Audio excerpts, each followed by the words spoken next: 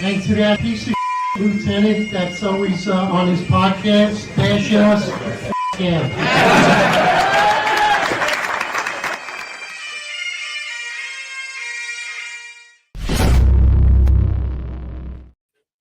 Attention to roll call.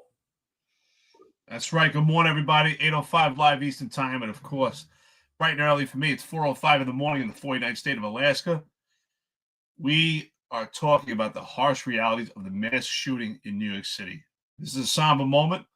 We lost a fellow brother, Police Officer Islam. We honor your life and condolences to your family and honor your family. So just before we get into the episode, I just ask our friends, listeners, everyone in the chat, let's just take a moment of silence for a couple of seconds, reflect on the life, legacy of a fallen police officer.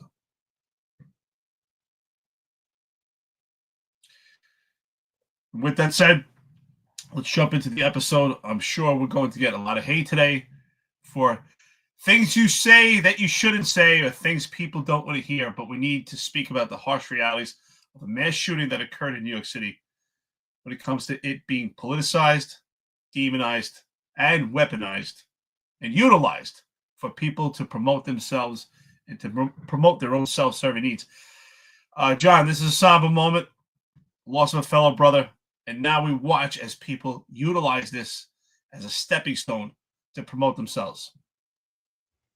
Yeah, themselves, their brand, their company. You know, it never ceases to anger me after a police officer is murdered or they commit suicide or something tragic happens to them or they're just completely, abused out there in the public. It never ceases to amaze me in those moments. All the people that just now all of a sudden come out of the woodworks. It's like, well, where were you when that person was alive? Where were you when all this stuff was going on? Now, all of a sudden, you got all these people jumping out of the woodwork. I definitely want to give a shout out to Dave Portnoy, BarStool Sports. Guy says a lot of things. I personally like him. I think he's funny.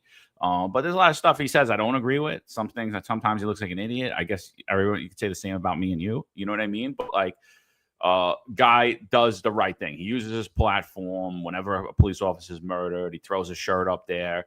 And not only does he throw the shirt up there to promote his brand, but he also matches whatever's fundraised. So, and to me, everyone that wants to do these fundraisers and these T-shirts, it's like, why do you really want to do it? Why do you really want to do it? Do you want to do it to build your brand or do you want to do it to help somebody? Because if you wanted to do it to help him, I would think I would get behind BarStool Sports because I know that whatever we raise, he's going to match. He's going to give a few million to the family. So if you really want to help the children, buy a $30 shirt from Dave Portnoy. But I think, what's significantly different about this platform, about me and you, about Sal, about Marlon, about Ron, about Rob, Tom, Pete. What's significantly different about us than that's ever been done out here in the media is we honor police officers in life. It's not politically friendly. It's not for the faint of heart. It's not for people who aren't open to criticism and constructive dialogue because it's harsh. It's the harsh realities of life. It's the harsh realities of the job. And people are like, oh, you don't want to politicize a death. No, we're not politicizing a death. Telling the truth is completely different than playing politics or pushing our brand ahead or trying to profit off of the death of a police officer, the murder of a police officer, or the suicide of a police officer. We're not your feel-good friends. We're not there in the times, oh, yeah, everything's good. You got a job. You're making money. Everybody loves you. No. We're not there. Oh, well, we're there. But we're the guys, yeah, who cares with those guys? They're negative. They got to get over that job, But then when the shit hits the fan, where does everybody go?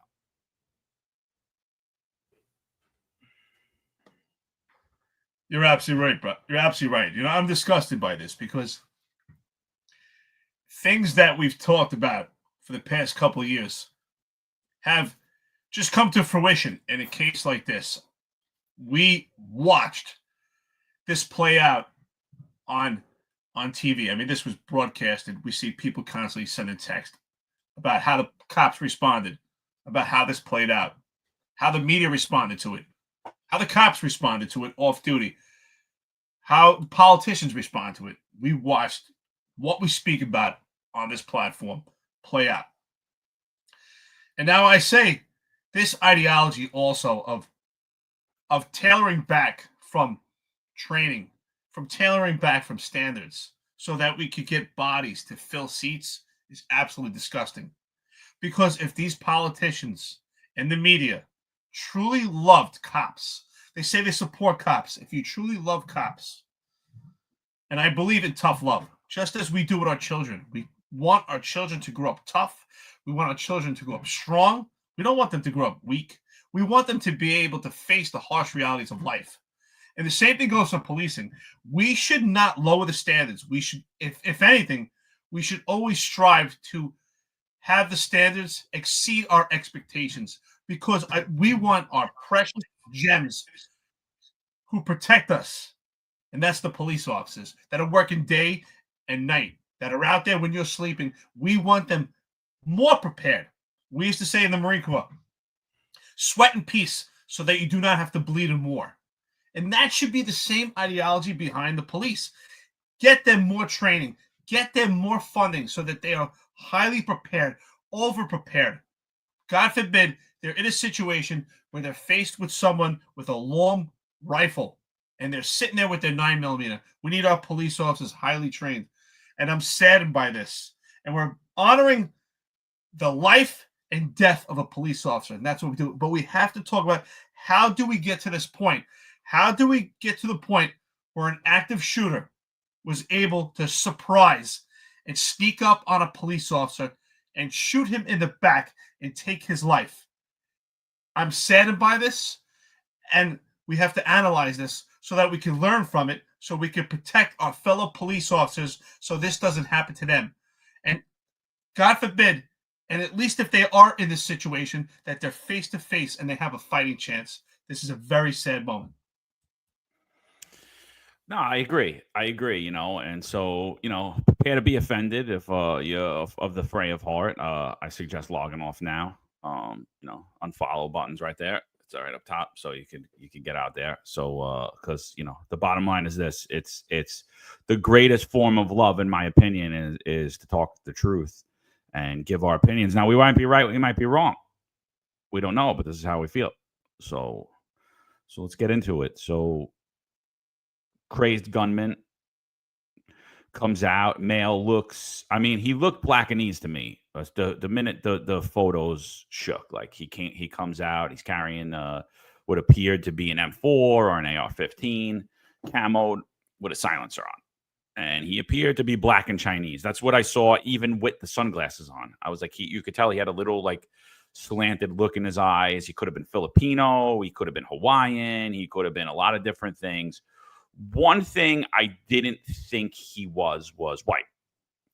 John Miller, former deputy commissioner of terrorism and counterintelligence, did think he was white. That's the shooter.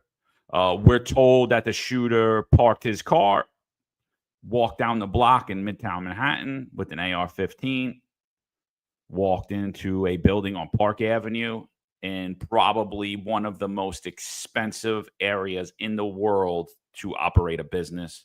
It's the headquarters of a lot of different places, Blackstone Building, NFL, a few other things there. And he murdered 4 innocent people, including a police officer. First, just your thoughts. I know you spoke a little bit about this yesterday on Sal's show, but your thought, could this have been prevented immediately on the onset, in your opinion? Unfortunately, yes, right? And I think that's the big elephant in the room that people don't want to talk about, because we lost the life of a police officer. And unfortunately, when Mia Soltis Familia was executed in the 4-6 precinct on July 4th several years ago in the South Bronx, I said the same thing back then. And things were actually better then than they are now. But at that time was a major turning point. where we started to retract from intrusive police work under former Mayor Bill de Blasio. And it's gotten even further now. Why? Because we don't have the same apparatus in the police department anymore. We don't have alpha males and alpha females highly trained. We don't have a support system by the DA's office, by the politics, by the legislation, by the media, and most importantly, we do not have the support system by the leadership of the NYPD. So do I think this could be prevented? Yes.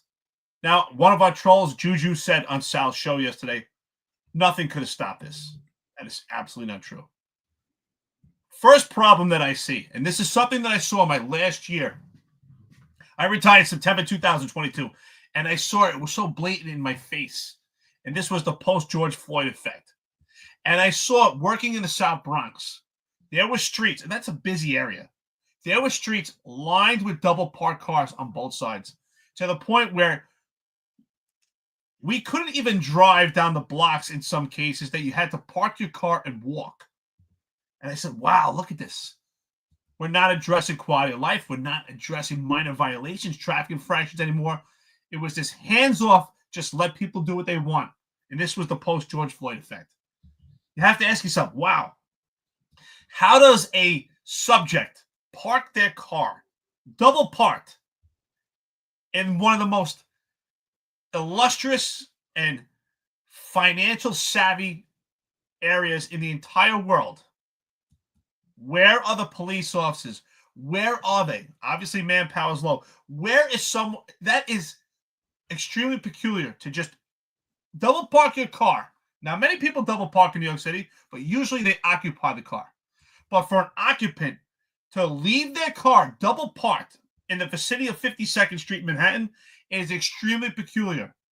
Immediately, that should have been a red flag. To me, that's where an encounter could have been engaged immediately and stop this madness. So I totally agree with you. I think that this could have been stopped right from the onset. I think that, you know, the effects that the Adams administration has had on policing, this is a direct result of that. And I believe that this shooting was immediately politicized for his political gain by the conservative media. And I was like, couldn't even believe what I was watching. I was beside myself. You know, a lot of networks reached out to me immediately. Hey, could you come on? I was like, yeah, I don't think so.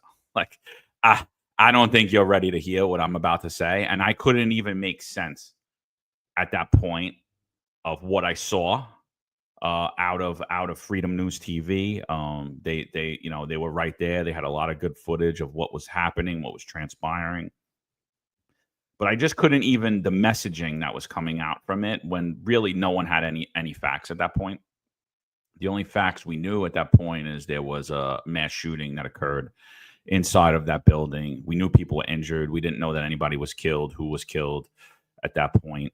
And so I was like, I don't think you want to hear what I got to say, because I'm going to lay the blame right at the feet of this administration, particularly those in charge of the NYPD.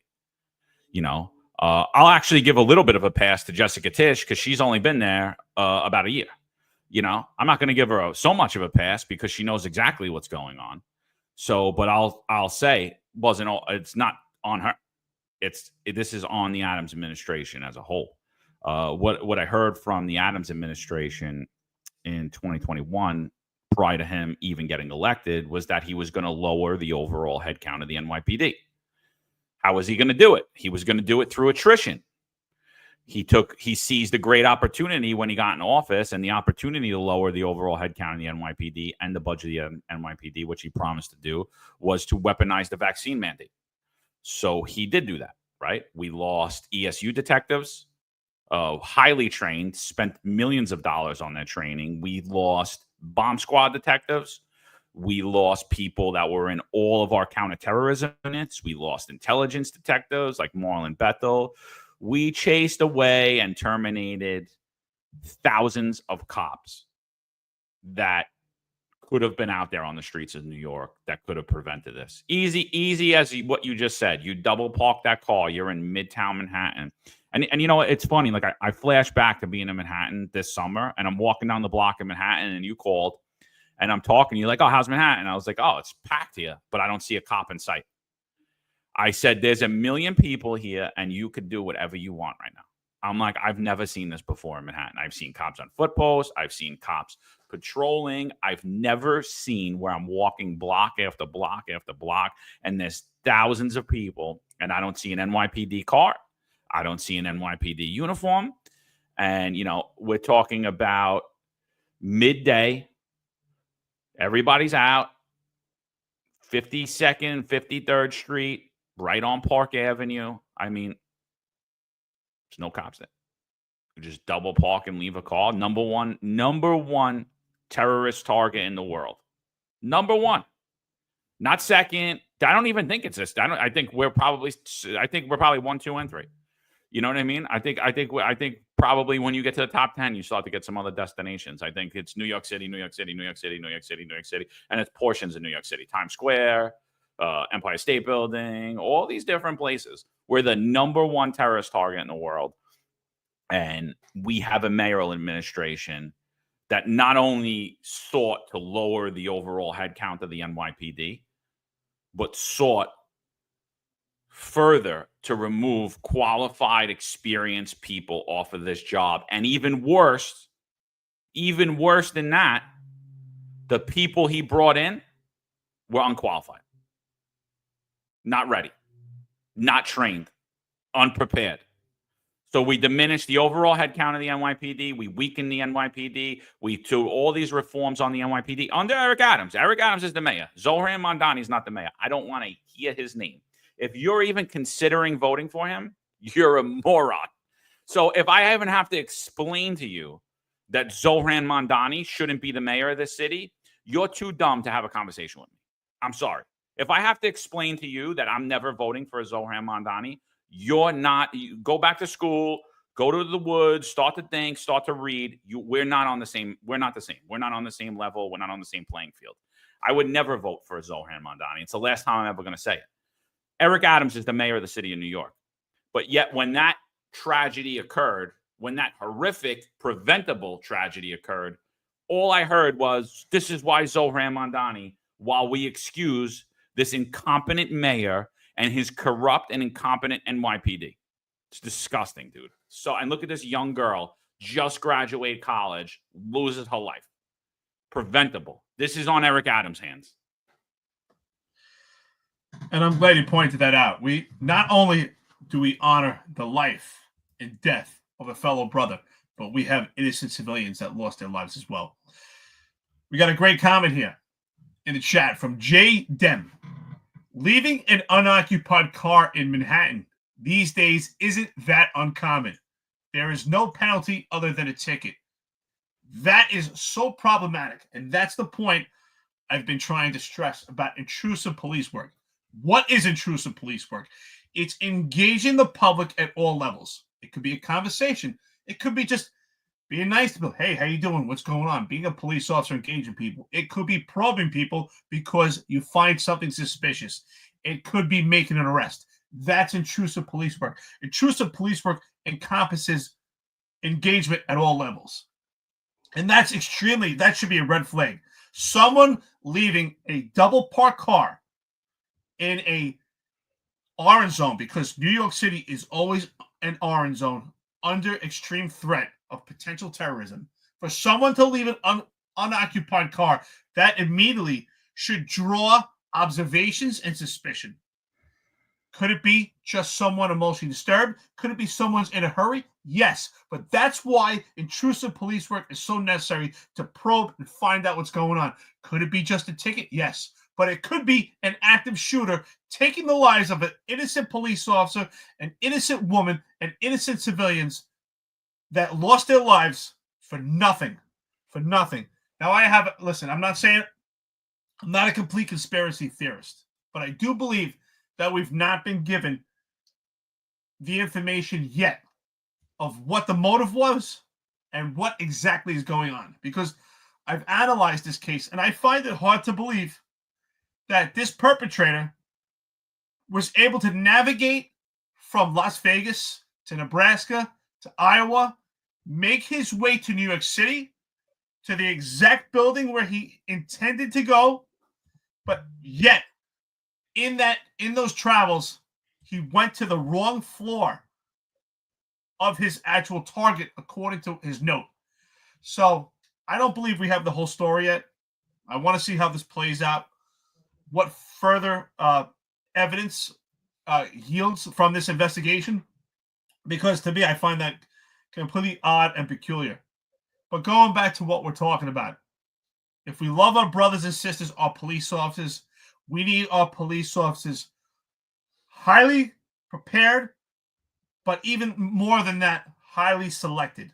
We need to select our police officers that embody what it takes to be a police officer in New York City. This is an animal like no other. We need our police officers highly trained. And now, one thing I briefly touched on, and I didn't get a chance to go deep into it, talk on Sal's show, is pay detail.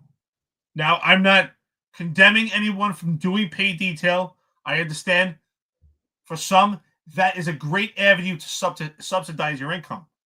But I never did pay detail. I'm not scared of anything. But I didn't like the idea of being put in a position where I'm going to work as a uniformed officer, have limited backup other than your radio, don't understand the apparatus of the location you're working, exits, who is your point of contact there as far as security? Is anyone there have any police training? And God forbid something does go down. Where do you egress? What does the perimeter look like? What precinct are you working in? I'm sure there are many cops that don't even know what precinct they're assigned to when they're working a pay detail.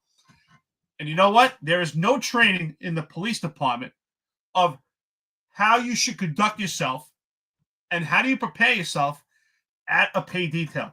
John, what are your thoughts on that? I always found that extremely problematic, especially you working at a bank or one of these locations by yourself. Well, one, before I get on the pay detail, I just want to say another point about the cars, right? Somebody leaving a car. We were always taught that that's a possible IED, an improvised explosive device, right? That could possibly be left. Someone leaving a car double parked in Manhattan, you're a police officer, that's your post. That should send chills down your spine. If you have hair, it should be standing up.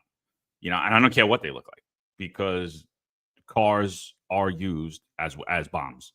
And we've been trained that. Especially you guys in the military, you know that better than anybody.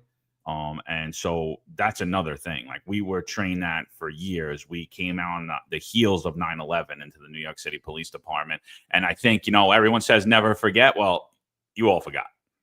You forgot months later.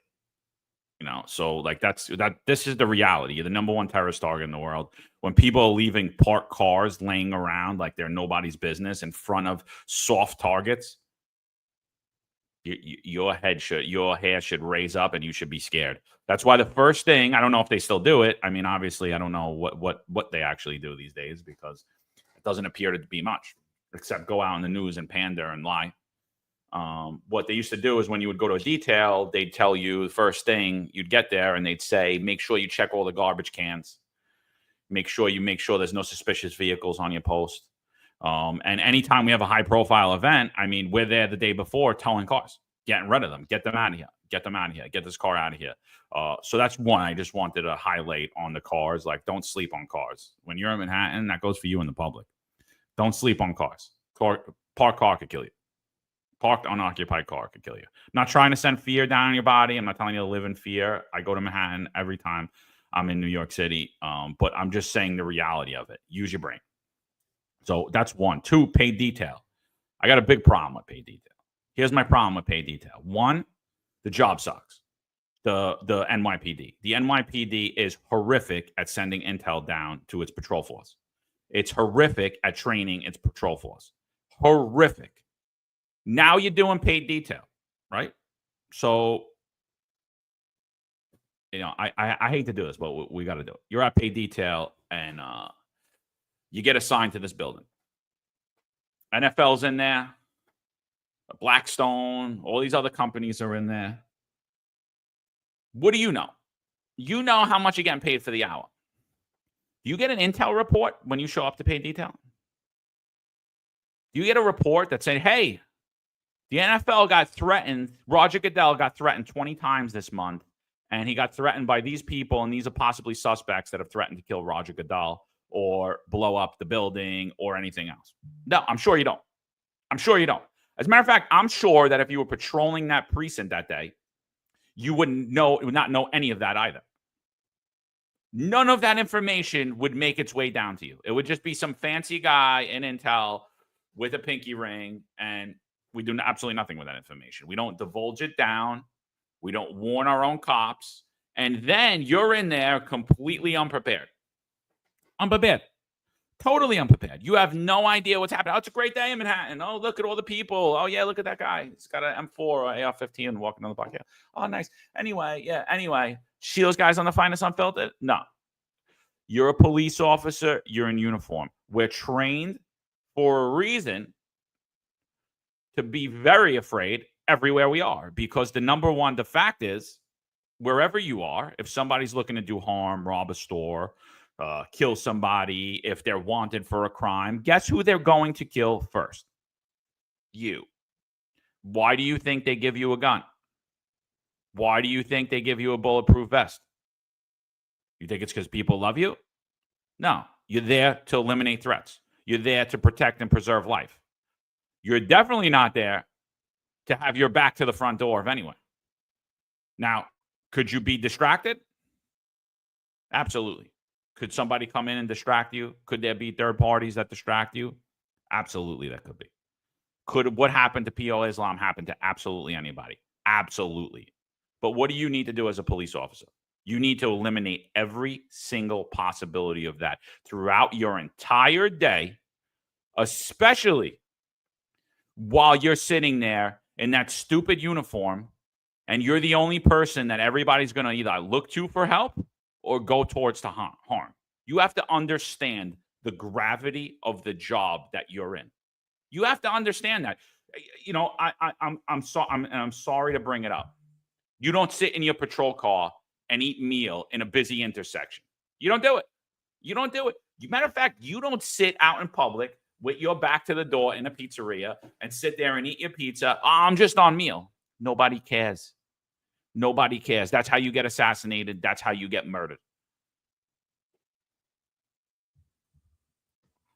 Well, that's absolutely right. You know, I learned early on in the Marine Corps, even before I entered the NYPD, when you're on a solo post, you always have to position yourself where no one could surprise you from behind. You always have to put yourself. I learned that early on when I was in Iraq, standing a post in the middle of the desert, where I had to find a position where I could see all potential threats and that no one could ever sneak upon me. And that goes even further in the police department. When you're working in uniform, think about this. Why was Officer Islam fired upon when this, to the knowledge that we have so far, all that we have so far is that this prime suspect, perpetrator, intended to go to the NFL. But who did he shoot on sight? He shot a fellow brother police officer because you are a target wearing that uniform. So this ideology that I'm off duty and I'm just working paid detail and I'm not in the same capacity as a police officer working in a precinct, we have to remove that ideology. Let's talk about all the great things that happens when you work paid detail, John. When you arrive at a location, TD Bank, Chase Bank, one of these banks that police officers do security in uniform, they get a full map of what the place looks like, right? Don't they get a full map of what the place looks like, where the exits and entrances are? They get a full map describing past incidents, right? Don't they get that in paid detail? Not. They get zero. They get nothing. That's what I was talking about yesterday on Sal's show, which I would like to dive and further expand this conversation. That when a police officer responds to a location to work paid detail, which means that police officer is doing security at a location. And understand, I've said this numerous times, John, you're probably tired of hearing it. I said this for 3 years. and I've been saying this for years. What's the difference between a police officer and a security guard? A security guard wears a shield, observes, reports, repeats. A police officer wears a shield, and that shield gives you the right to do intrusive police work, and you're a target. So you have to understand, for most of these corporate locations, you're just a security guard for that day. But for you, working the paid detail, you are a target that day. You're a police officer in a complete different capacity, and you have to understand that. There's absolutely no training. There is no plan of how you respond. If you ask most cops, and I've never seen it by the inspections, another failure by the NYPD, not just this administration, the NYPD in its entirety. I've never seen inspections respond to these pay detail locations other than just scratch their books, and now it's on the computer, just to say they made an observation, make sure this police officer is working. But I've never seen anyone say, hey, where are you working today? Do you know what precinct you're in? Do you know the confines? Do you know the recent incidents that have happened around here? Are you working at this bank because this bank was previously robbed?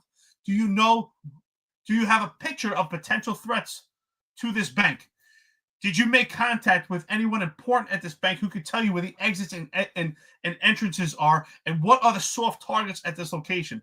I guarantee none of these conversations are discussed, which are imperative to a police officer working in pay detail. But again, that's why I never did pay detail. What I find important to do intrusive police work as a police officer is a missing link at these pay detail locations. And you are a target. If this doesn't put emphasis on it, that this perpetrator shot a police officer who had nothing to do with his intentions, because that police officer he saw as an obstacle in getting to his location to carry out his crime. You have to be mindful. And that's why I'm not telling police officers not to do the pay detail. But if you are assigned to a pay detail, you have to know what precinct you're assigned to, what are the soft targets. You have to be aware, especially in New York City.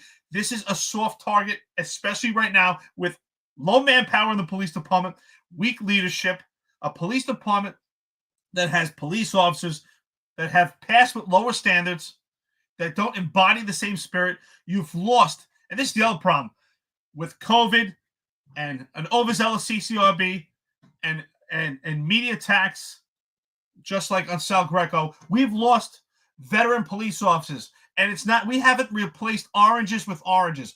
We're replacing oranges with apples. We're not getting police officers that have the same training, and we're not getting police officers that are mentored by qualified veterans. This is a major problem, and we're seeing it all come in fruition in this active shooter. And unfortunately, because of many of those things, we've lost a brother, and it makes me sad. And honestly, the hair was creeping up on my arm, because I remember it wasn't too long ago. It was about 2 weeks ago when I was on the phone with John, and I said, wow, what's it like being back in Manhattan? It's been a long time for me. It's like, I don't see cops. And, you don't see that cadence of where, if you're a tourist, you never had to say, what is it like to see an NYPD cop? You would see one, because the cadence of patrol, it would pass you. And John said, I'm not saying that. You can do whatever you want. It's crowded. I mean, it looks like there's people out here. Tourism is good, but you don't see cops. That's a huge problem. New York City always has to have their finger on an artery, because as soon as you take that finger off, you got problems. And so Peter Palos, good friend to the podcast, he asks, how specifically could this have been avoided?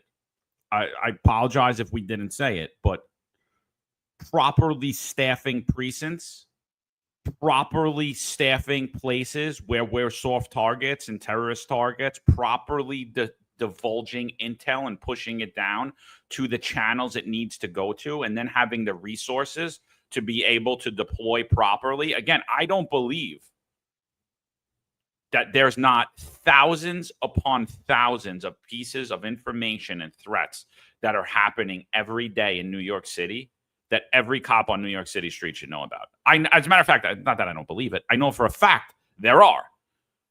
There are threats all over the place. So when you eliminate staffing, you eliminate the possibility of a man with an assault rifle. I don't even want to say assault rifle, with whatever gun he had, an M4, an AR-15, walking down the block in Manhattan in broad daylight and being able to enter any building because he would have met armed resistance right at that point in time.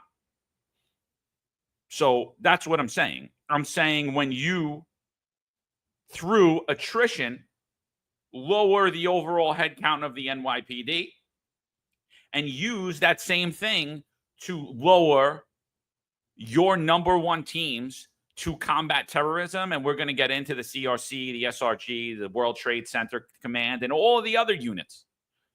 We're going to talk about all of them, how Eric Adams' plan to lower the overall headcount of the NYPD is the same plan he has to eliminate CRC. If you guys don't remember, 2 years ago, I had put out a tweet that a chief had, someone had leaked it to me, that a chief had said, the chief of the CRC, of the Counterterrorism Division, had said that they're going to eventually be disbanded. Critical Response Command. They're heavy weapons trained. They're in the soft targets. They're there to assist ESU, to help in ESU, right? ESU does not have a big staff, right? They're there. They're doing the entries. They're going to these high-profile incidents, rescues on the Brooklyn Bridge, barricaded EDPs. CRC would be a response to that. The SRG would also be that, the Strategic Response Group. Not only do they deal with presidents, they're also to serve in incidents of counterterrorism, to have a force at a moment's notice could rush to not only one threat, to numerous, because the potential is there for numerous threats. And if you watched what happened that day, thank God there weren't numerous threats. Thank God.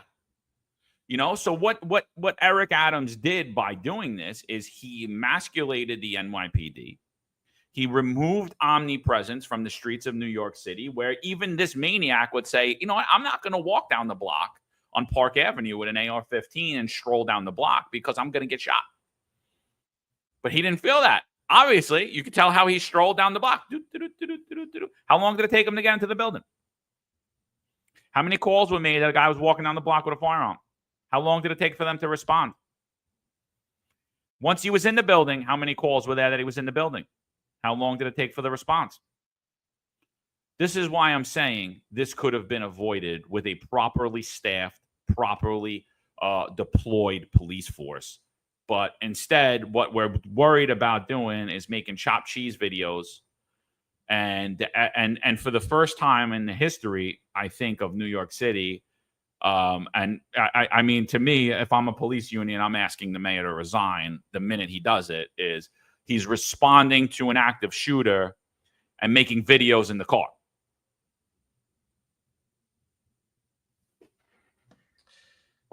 I just want to thank our friends and listeners, and especially the chat, because what I'm seeing from the chat right now is people legitimately care.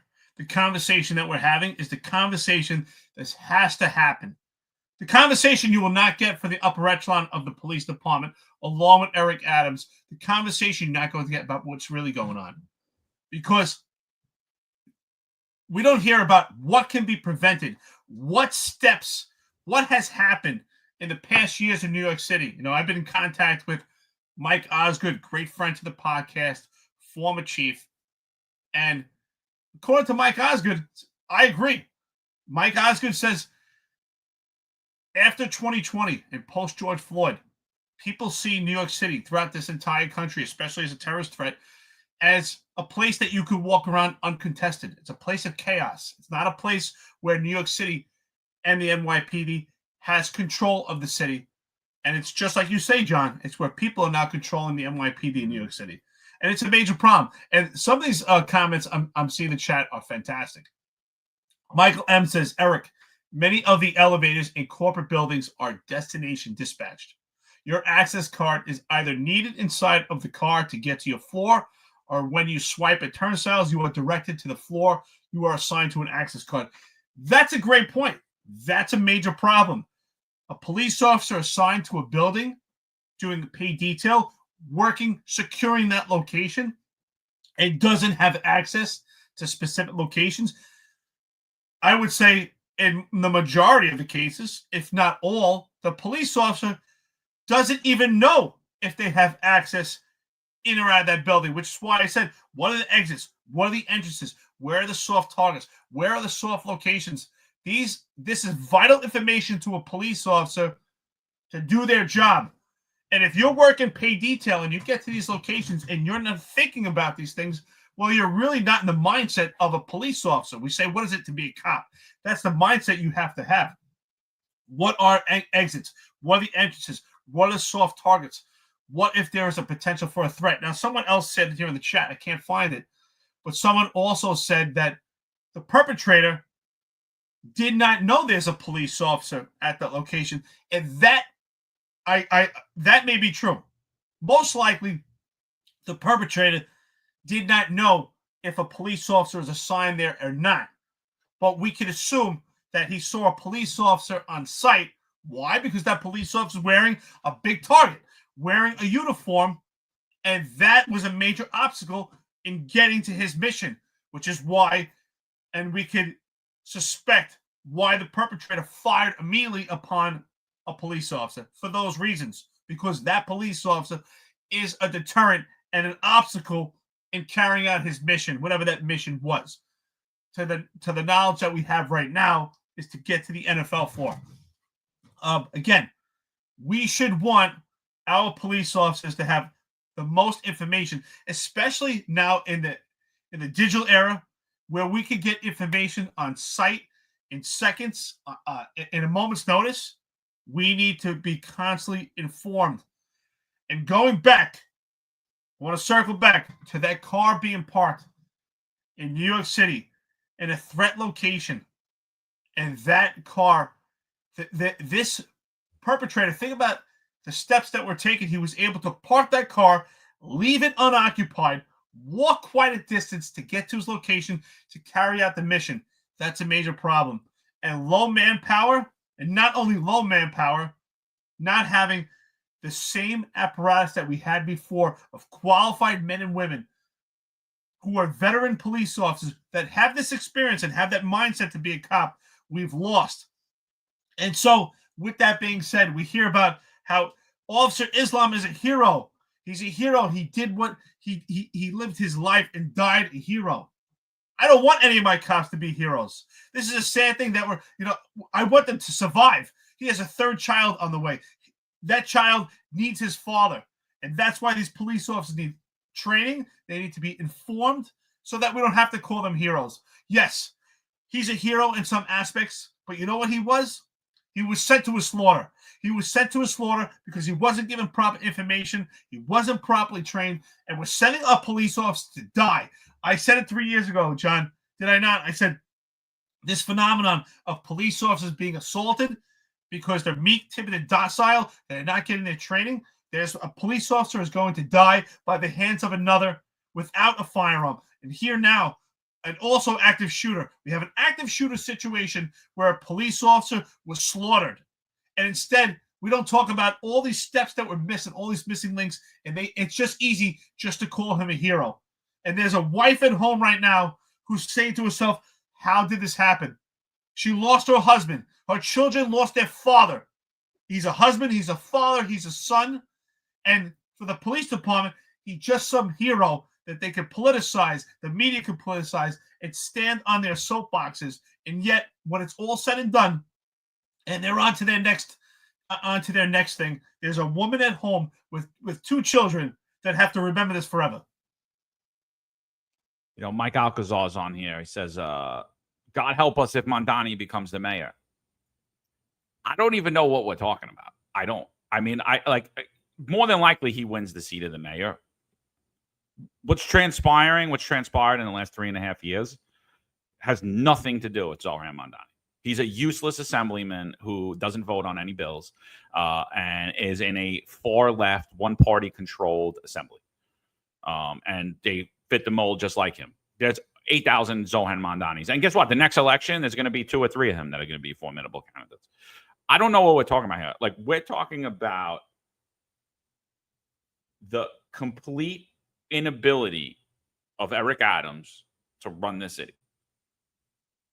I agree with you. I said it yesterday privately. I'm going to say it publicly, and I don't care if people get mad at me. Police officer Islam isn't a hero. He's a hero because he signed up to do a job, to do it for unthankful people, and put his faith in the hands of men like Eric Adams and John Schell and Kaz Daughtry to go out there and train him properly and do the job of a police officer. But he was used as a sacrificial lamb. That's what he is. He was used as a sacrificial lamb by this mayor and by everybody else that's toting this. God forbid Mondani gets in there. It's disgusting. Honestly, it honestly boils my blood. This guy lowered the overall headcount of the NYPD. He put police officers in the NYPD that have no business being police officers. They have no business wearing body armor. They have no business with a gun on them. They have no business responding to anyone that calls 911 and needs help. Like I said 1,000 times, if I called 911 and about 80% of these people showed up, I would never call 911 again. They're untrained, they're underprepared, and they're unstaffed. The people that are there, the warriors that are there, the people that will do the job, the people that were trained properly, or the people that have the right mindset, they're completely marginalized in the New York City Police Department. Completely, utterly, totally emasculated, marginalized. Totally, all of them. You know, like, if Mondani gets in, what happens if Eric Adams stays? Gets better? Or is this the level that we're at? Is this what we expect? Mondani gets worse, but Adams, this is good. Police officers get slaughtered. They get disrespected on the streets every day in New York City. And we demonize any good cops. And we take in people that shouldn't do the job. I'm sorry. I'm watching the ESU thing, and I see fat, roly-poly girls in the emergency service unit. I'm like, are you kidding me? Are you kidding me? This is Eric Adams disbanding. Oh, and someone said the media is being disingenuous about Mondani disbanding the SRG. No, he's going to disband the SRG because that's exactly what Eric Adams is doing today. He's disbanding the CRC and the SRG. You think when a socialist DSA candidate gets in, he's not going to follow the path? He's not going to do it through attrition and through the slow process trickle out defunding like Eric Adams is going to do it. It'll be a quicker decline for the New York City Police Department, but the decline's there. It remains. It remains. I'm sorry. Like, it's honestly brutal to talk about. I waited 2 days to say anything about this, but because I knew that the fire that I have about this and how I really feel about this, but it's absolutely disgusting. Why is there a girl with a fupa in ESU? Why? Let's talk about that, right? John, you and I have been talking about this for several days now, and it pains me to say, but it's the truth. We watched front and center on stage the NYPD police officers responding to this active shooter. Now, don't get me wrong. I'm proud that they had the fortitude and the desire to run into danger. But what did we see? It looked unorganized, and it looked like total chaos. And we lost that ability to look like professionals. Honestly, it looked like amateur hour to me. At some point, we see several uniformed police officers with a suspect in handcuffs. And we didn't see total control. We didn't see anyone take control and devise a plan. Okay, we have 10 police officers. You go to this location. We have a suspect in custody. Unrelated to this case, we'll have 2 police officers bring that suspect back to the precinct. But we saw about 30 police officers running with no organized plan, not communicate with each other. No one took the lead. No one took control while running with this suspect. It was the most ridiculous thing. And I'm sorry to say, I'm sure I'm going to get a lot of hate for this, but it's true. And it's unfortunate. It takes extreme amount of discipline to understand. And it's great that everyone wants to go to a location to help, but sometimes that doesn't help. That actually is counterintuitive. And sometimes we need to take a step back and wait a minute. What is our plan? What location are we going to? Where are we headed? Who's going? We have a suspect. We have to bring the suspect back to the precinct. We also have the responsibility to keep the suspect safe. That was the most ridiculous thing. Running around with a suspect, I couldn't believe what I saw. We saw people out of shape, We saw people that look completely confused. Now, that is why it's so important. Train, train, train. Because the more you're pressure tested, the ability to keep your anxiety levels down and also to devise a plan and maintain control is imperative. But that only comes through training. You have to train. Without training, it's not going to come natural. And that's what we saw. And exactly that. We saw ESU members out of shape. Now, the ESU men and women that I know, that I worked with, were the best of the best when it comes to cops, and they were fantastic. And most of them trained in some apparatus, whether it was martial arts, whether it was working in the gym. But you have to train your body and train your mind. We need both aspects of it. But running with a suspect and no control, and no one's taking any leadership. And John, who was there? You had the chief of Manhattan standing right there like a complete boob with no control. And yet he's still there. You need to retire, buddy. It's time to go because you have zero control. All you care is about the stars on your chest. But when it came time to be an actual leader, you failed. And so here's the, we were talking about intelligence reports, right? Everyone's like, oh, did the pay detail? Was he doing it for the NFL? I don't care. He's doing it for a building. He should know every threat to that building, every threat to every organization in that building. Not only should he in a paid detail, but that entire command and the surrounding commands. Like, the intelligence is lacking in the NYPD. It's been lacking for years, right? I'm going to play that video, Eric. I got to get it. It's lost in here, but I'm going to pull up that exact video. And I totally agree with you. McCarthy looked like a complete moron. He looked like a PRAA standing out there. He was zero leadership, zero control. There was a sergeant on the scene. She didn't know what the hell she was doing either. Nobody knew. There was no direction. There was zero direction for the patrol guys. Counterterrorism Bureau? Absolutely. They went in there, ESU, CRC, the SRG. They went in there. They knew what to do. They're slightly trained. They're undertrained. They're underprepared. They're understaffed. But they looked like there was a mission. They were goal-orientated. They knew what to do. The patrol guys, completely unprepared, completely unready. There was zero leadership. Zero. But don't worry, because Eric Adams and Kaz Daughtry were making videos to get you to vote for them or to build their own persona of while they're driving here. Like, absolutely ridiculous. But here's the current deputy commissioner of counterintelligence. Greg Kelly puts this out. This is Rebecca Weiner, NYPD deputy commissioner for counterterrorism. When she got the big job in 2023, she told the New York Times her top priority would be fighting right-wing extremists and the white supremacist movement that advocates for overthrowing the government. What she really meant was her top job was going to be to keep Eric Adams elected and to go after retired cops who are on podcasts and on social media criticizing him. Isn't that the truth, Rebecca? Who's also underqualified, unqualified, should never have been put in that position. Just like the person that we were speaking about earlier. Who was that? John Miller.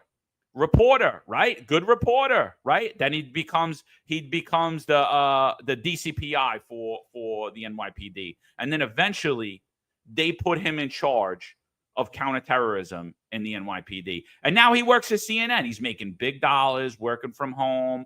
And what does he say on CNN? This is their concern. This is who's in charge of counterterrorism and intelligence in the NYPD under de Blasio, under Adams. This is why politics affects NYPD. This is why politics affects public safety. This is why your life is in danger working for these morons.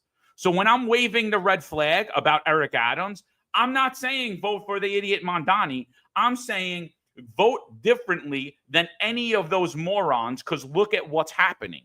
Here's John Miller. Here's the one before. So Weiner's worried about white supremacy in New York City.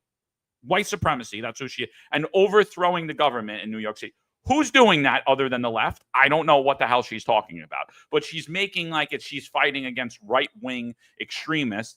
Really what she's saying is she's going after this podcast. That's what she's saying. And that's why our names were ran and given to Homeland Security and a real fucking bullshit agency that is in this country that's ran by a bunch of cowards that don't even deserve guns on their hips. So that's the problem in this country. And so here you go. Here's John Miller, another loser. Here you go. You ready for this one? This is the report. We all seen the photo. It's on the thumbnail of this. We know what this guy looks like. Who he is?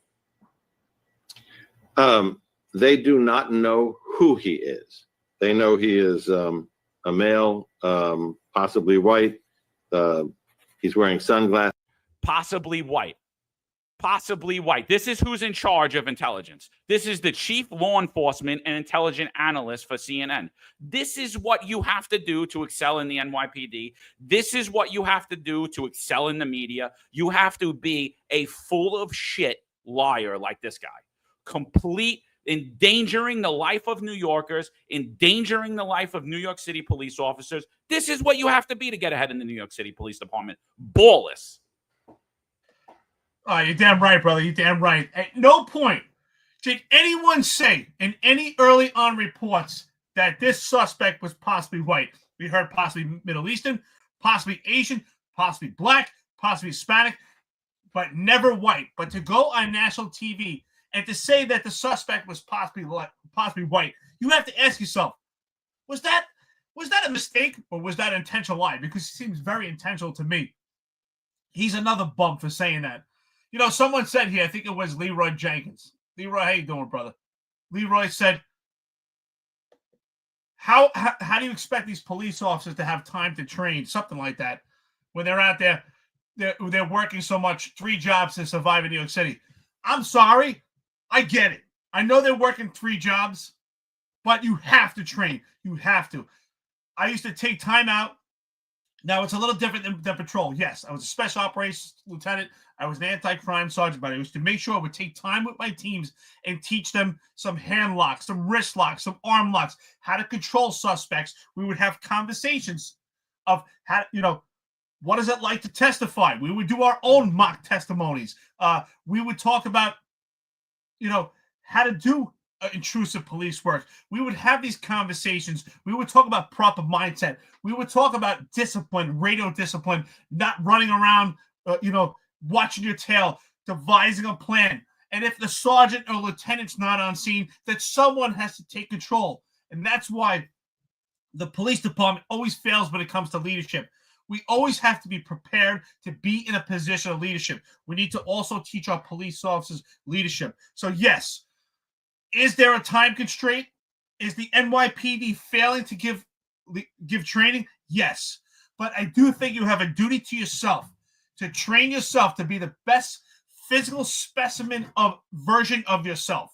Now, if you're 5'5" or 5'7", I don't and you have a slender build. I don't expect you to be a 300-pound bodybuilder.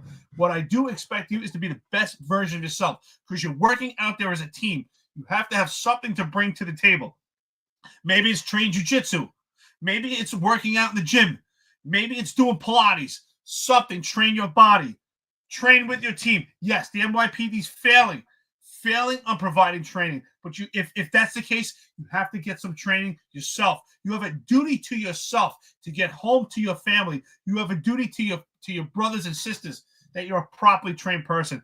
And this ideology that you think you're going to be prepared is a complete farce. You have to train. The only way to be prepared is train, train, train. And even if you're trained, if you stop training, these skills can peril. You have to constantly train. John, I know you love to work out with weights.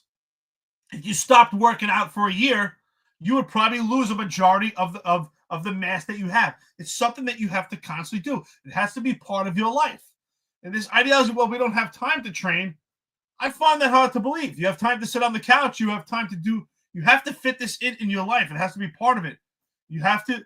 Yes, we have to push harder for the NYPD to pay for training and to provide the training. But since they're not giving it, we have a duty to train it. We have to train these things. And also for active police officers and active sergeants, lieutenants, if you're frontline supervisors, you have to be a true leader. You have to take control. And if you don't know how to lead, be honest. Be self-read. Read some books about leadership, of how to take control, how to be influential, how to be a leader. What I saw from McCarthy was ridiculous. This man has, 30 years on the job, and he learned nothing? He didn't take control in the most chaotic moment. That's when he should have been able to step up to the plate and been able to take control and keep these officers safe. They were just, first of all, we didn't have any full reports at that time. We don't know if there was, God forbid, an incident like in what's that city in India where they had the huge active shooter event? Mumbai. God forbid there was an incident in Mumbai where they had several active shooters. We had police officers just running with their heads down with no plan, no idea what they're doing or where they're headed to. What if this was an incident like Mumbai where there were several active shooters? There has to be a plan. I'm not saying that you shouldn't start running and responding, but sometimes slow is fast. Slow down a little bit and figure out, what are we doing? We're running with a suspect. To me, that was the most ridiculous thing, John. What did you think about the police officers running to the location with the suspect cuffed? And it just looked like complete unorganized chaos. I knew right there, there's zero leadership in the NYPD. There's zero training in the NYPD. These cops are being led by sheep. And this is the direct result of it. They're being led by people who don't know, who can't make decisions.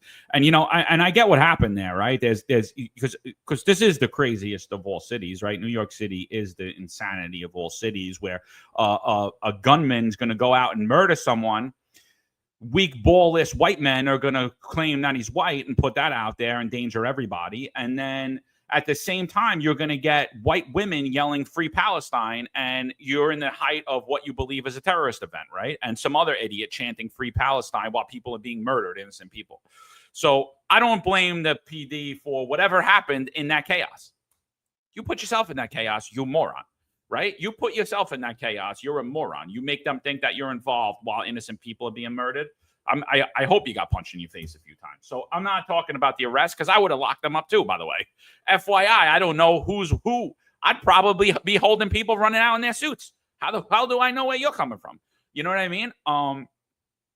But so I'm not criticizing any of the stops and the arrests that happened as a result of that incident, because it is complete chaos at that moment.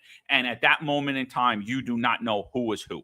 You don't know if one of those shooters is walking out in the suit. You don't know if there's multiple shooters. You don't know if there's lookouts. You don't know what's happening.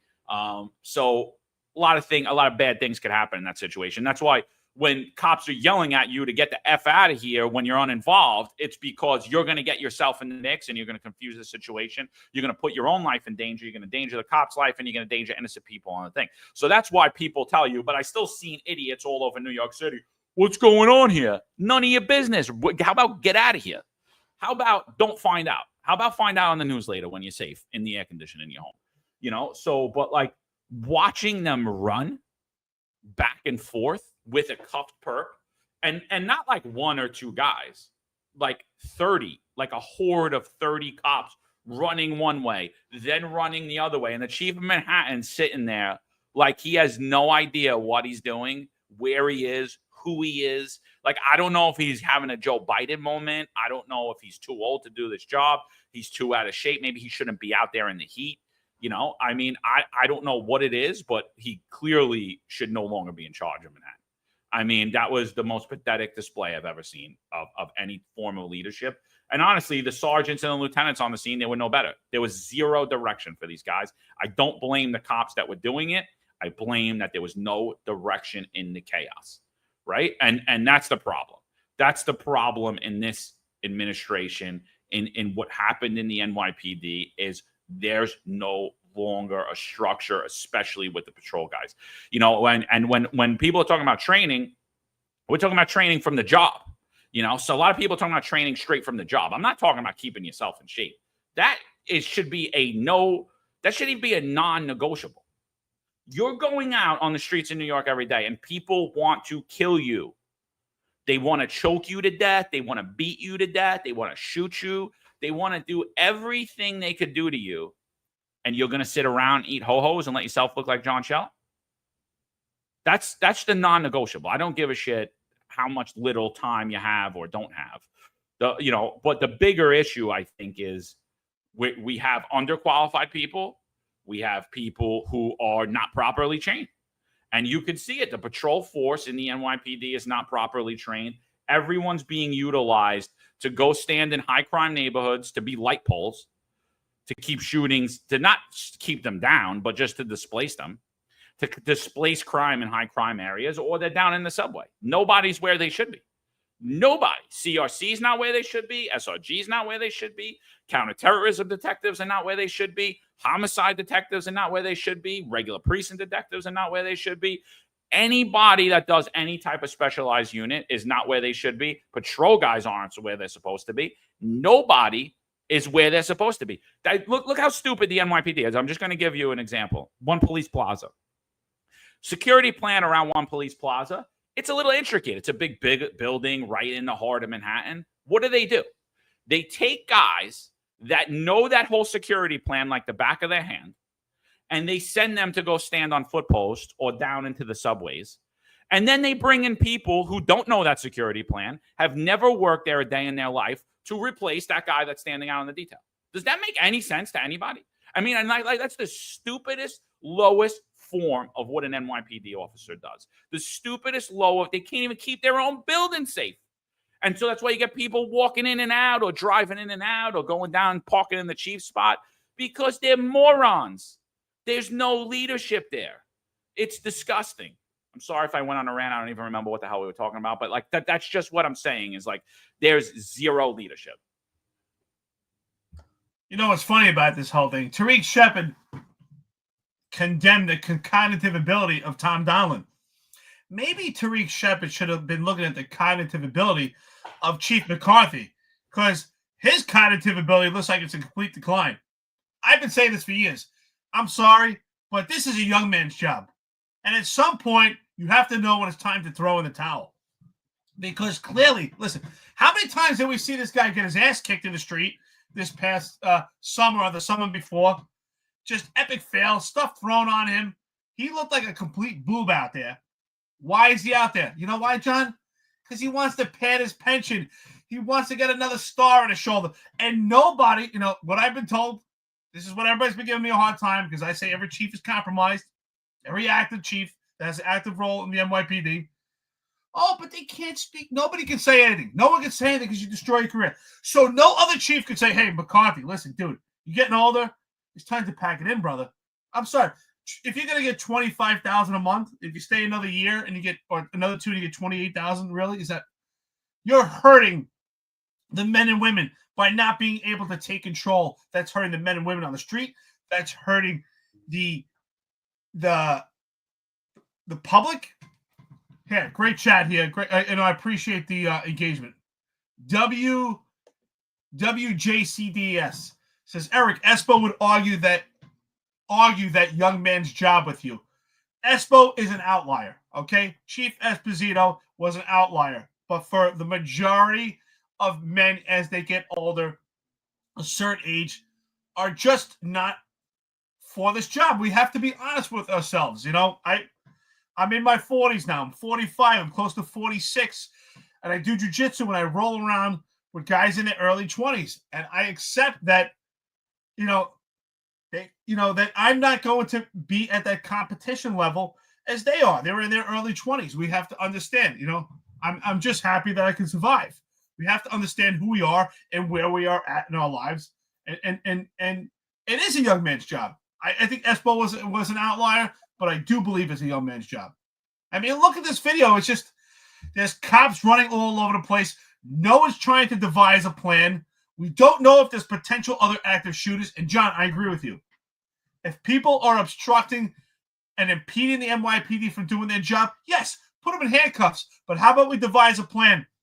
How about we get a van, a prison van, and pick up these suspects so that the cops can continue to do their job, rather than run around with the suspect and put their life in jeopardy. God forbid that suspect has some heart condition and dies from you running them around while they're handcuffed behind their back. That was absolutely ridiculous. No, yeah. I'm sure the sergeant here, I'm sure that's his driver right there, right? Like, because you need sergeants to drive you, especially when they're blonde, right? It's a joke, man. Like I take it back. I don't even think that's McCarthy, but who cares? Whatever it is, this is disgraceful. Honestly, where are you running to? What are you doing? Like, what's happening here? Like, what's the plan here that all these guys are running? How about bring her in a location or secure her on the street and get an RMP and get her the hell out of there? No, look, they run to one spot, they run back to another spot. Like, what is happening? What is this? Does this look normal to anybody? I get it. It's controlled chaos, but there's not a better use for all of these police officers right now than securing one idiot female who now she's detained as a suspect at this point. And by the way, it is what it is. She's already going to win a big lawsuit. But you're right, Eric. You're dragging her all over the place for what? Look, they're running with her again. What is happening, dude? What is happening? And if it wasn't McCarthy, then I apologize. It wasn't McCarthy, but you're still a moron. And you still I wouldn't expect any better from you. If it wasn't McCarthy, I apologize for saying it right now, but I still think you're in an active role in the NYPD. You're compromised, and you're still a bum. I see you involved in other instances. I'm sorry, he's a bum. But to me, you know what I want to play? Every time I see that video now of them running around with the female suspect, I want to play that Benny Hill music, because that's all I see. I mean, it just looks insane. That to me looks like a comedy skit. Yes. Is it chaos? You have an active shooter? Yes. But that's why you have to be trained. We need training. Leroy Jenkins, brother, the cops need training. We have to speak out about it. The cops need more training. There has to be a day in the week or several days in a month that are put aside just for training, because without training, that's the byproduct. You have to be constantly pressure tested. You need to train so that you can survive and think clearly in these hostile environments. That's why in boot camp in the military, they scream, they yell, and you work in situations like that and train so that your anxiety levels are lowered and that you can think clearly in a hostile environment. That's the difference between the military and the police department. The military trains something over and over. I've had plenty of people in the Marine Corps that do not have the same level of intelligence as many cops I worked in, but they were so effective is because they train, and they do it over and over and over. And repetition is key. That's what training is. Training is just that. It's repetition. Doing something one time a year is just not enough. You have to do it till it becomes in your neural pathways. And we need more training. Hopefully, the NYPD, we know they're watching this podcast. Hopefully, they listen and get the cops more training. But this idea of training is selective and it's a secret squirrel society, and some cops get it and some don't, that is bullshit. Everyone should get training. We should want all our cops to be as most qualified. Because if you really care about their life, you would put them in a position so that they could survive, so that they could actually help others. How can you help others if you're not trained yourself? How can you help others if it's just complete chaos? The cops running around with a suspect, to me, that's a clear indication that there's no mission right now and there's no leadership. 100%, dude. And so I just brought up this tweet. So this was a tweet that I did on September 19th, 2023, right? September 19th, 2023, days before the October 7th attack, right? I personally believe if it wasn't for that attack, and if it wasn't for this tweet, and if it wasn't for all the tweets and all the stuff that we were saying that time on this podcast and putting out there in the media, CRC would have been disbanded. So I said the NYPD's Critical Response Command, also known as the CRC, is one of New York City's first line of defense against terrorist-related attacks. According to sources, they are being told they will be downsized by as much as 75%. So after I put this out, on September 23rd, I believe, the New York Post writes an article on this. And that's the only reason the CRC remains today. So, but what's currently happening in the CRC is, so, obviously the job was pissed off. The chief was forced out of his career for saying anything and letting his guys know what was going to happen. So, but what we were saying at that time is, so what, not what we were saying, but what happened as a result, instead of disbanding CRC outright and removing 7, because we don't need those guys that are just involved in counterterrorism. You don't need ESU cops that are able to climb, that are able to do a pull-up or a push-up or run a mile. You don't need cops that are able to even walk up the stairs. You don't need any of those people, and we don't need counterterrorism guys just standing around. So what they did is they went back to Adams' 2021 campaign model, which is we're going to defund through attrition. We're going to lower the head count through attrition as people get promoted, as people get retire, as people move out. We're not replacing them. And so that's currently what's happening. CRC started with around 500 guys. They're about almost 1/5 of that. By the end of this year, they'll be about 1/5 of that, right? And what are those 100 and something guys that are left over doing? Not their job.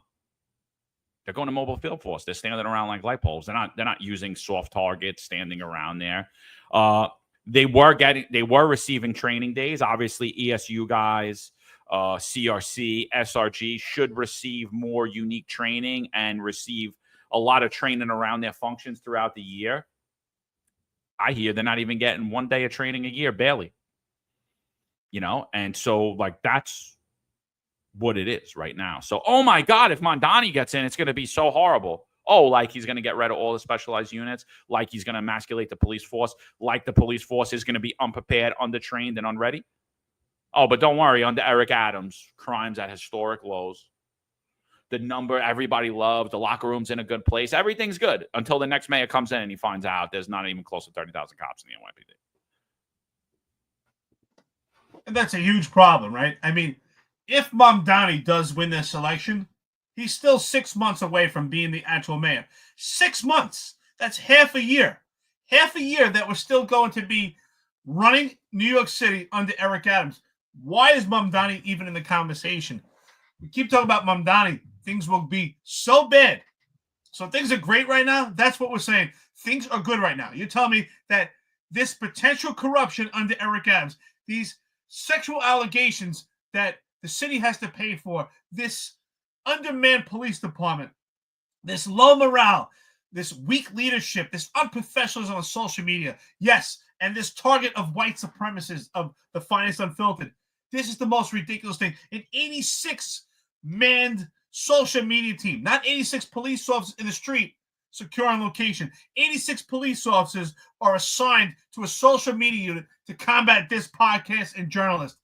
No one sees that as a problem, but Mamdani's the problem. Mamdani, that's potentially 6 months away. He's the problem. Yes, Mamdani will be terrible for the city, but so is Eric Adams and so is Cuomo. And the only man left for the job that should be in this conversation is Curtis Sliwa. That's it. That's the only man that should be in this conversation. 6 months. 6 months. It's a long time.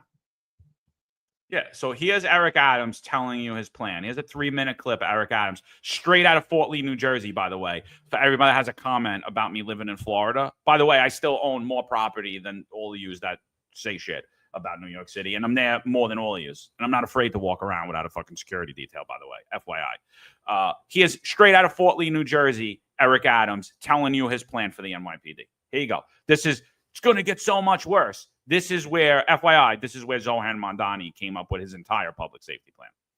Even at parades, we need to change the assignments of police officers. I don't need you making overtime sitting at a parade or street fair. There's no reason for that. Let's have a civilian population that's trained in crowd control.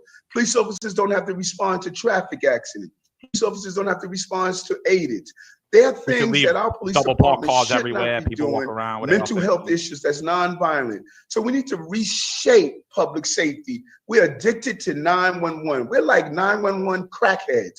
Every time something happens, we'll pick up the phone and call 911. No, new style of policing, public safety, community involvement, bring down the cost, take that money and put it into services that prevent crime and not respond crime, like dyslexia. 40% of people on Rikers Island are dyslexic. Wow. 40%. So if we would have taken the money out of the police budget and said, we're going to do dyslexia screening, give the services to those who are dyslexic, they won't think they can't learn and start hanging out on the street doing crime. Now listen to 50 55% have mental health. Learning disabilities. 48% have mental health. Listen to him praise. So that Rikers Island is a contribution to our reactive form of policing and public safety. I say let's go proactive, and we can prevent these crimes. And what you're proposing is that doesn't happen tomorrow. That is a culture shift that could take a decade. No, it can happen faster than we think it can happen. Okay. Right now, the mayor did something smart. The mayor immediately stopped 2 academy classes from going in. Remember, personnel, 90% of the police department budget is personnel. He stopped 2 classes from going in. Now he needs, every year you have a countless number of officers who retire and move out. He could shift right now. He could put in order, my office is on patrol. We have almost something like $600 million in overtime. He slashed that budget. He can now immediately, like we did over coronavirus, I reached out to the mayor and the governor's office and say, listen, we need to telemedicine. I've been talking about this for a long time. Not going to go through the rest of it, but earlier in that, he was saying about how you lower the headcount of the NYPD. You let it bleed out through attrition, and you don't rehire. That's what he's doing in the CRC. That's what he's doing in the SRG. That's what he's doing at every vital unit inside the NYPD, while at the same time doing it everywhere and bringing in people who have no business being police officers. None. Zero. Every time. You know what? You know what we need to do, John? You could put that video out and replace Eric Adams' face with Mamdani, and you're getting the same thing. So for all the people stomping their feet out there right now saying, Mamdani is going to defund the police, poof. Remember this video. Eric Adams told you he's going to slice the budget. When Eric Adams and Mamdani are both telling you that social workers could do this job, that police officers don't need to do this job, they're telling you the same thing. And that's why this whole thing is just a big magic trick. You got to pay attention to what's going on right now. But again, we're 6 months away. 6 months. It's not an attorney, but it's a long time in the grand scheme of things when you think about it. 6 months left of Eric Adams. And I hope this is the last police officer that loses their life. Unfortunately, it's not the reality. But we have to do everything in our power to mitigate it, to keep our police officers safe and prevent another police officer by getting shot in the back. Because God forbid, if it's the last day of my life, I want to see that suspect face to face. Anyone to be shot in the back, it's so sad. It really, honestly, it made me really sad. It's terrible. It's a horrible moment. And now we know that a police officer is dead by this point while this idiot's in his car. He's like, you know what? But I like those videos that John does. He gets some good traction, so I'm going to do some videos, right? This is the same shit. This is all just a publicity stunt right here. We know a cop's dead here. He's responding hours later while it's dark out. And this is the illustrious mayor in New York City. Let's hear what he has to say. I didn't even watch this video because I almost threw up when I seen it that night. So let's hear what he's got to say here. We are en route to the hospital to do a dignified transfer for the slain police officer. This is a constant reminder of those officers, men and women who place their lives on the line every day for us. Our hearts goes out to their family and to the other innocent civilian who were murdered. Is that normal, Eric? Is that normal? Like, seriously, is that normal behavior from a mayor? That's absolutely disgraceful and disgusting. How many takes did it take for him to pretend like he gave a shit? And listen, we heard from Kaz Daughtry that this was the dream team. This is the dream about content creation. That's all they care about is creating content by being celebrities. This is a big fraternity. This is a potential corrupt administration, but it's also a complete fraternity. Let's create content. Got Kaz Daughtry out there creating content, and that's what that was. That was social media content. That wasn't care and concern for Officer Islam. That wasn't care and concern for Officer Islam that has a wife at home with 2 children and 1 on the way. Is anybody thinking about what it's like to be the wife of Officer Islam right now? Or just thinking about how they can politicize this moment? Because that is the person that is hurting right now. There's a woman home with 2 kids and 1 baby on the way. And the father who's not coming home. So, and then let's bring up the press conference, Let's bring up the press conference with these morons all standing around. How to get on camera. John Shell looks like he was having a rough day. Had to rush back in. Couldn't get his uniform in, right? Let's all pretend like we care. Pat Hendry, he doesn't know where he is either. He's having his Joe Biden moment. Kaz Daughtry's pretending he's important. He's got to be in front of the camera. Let's get.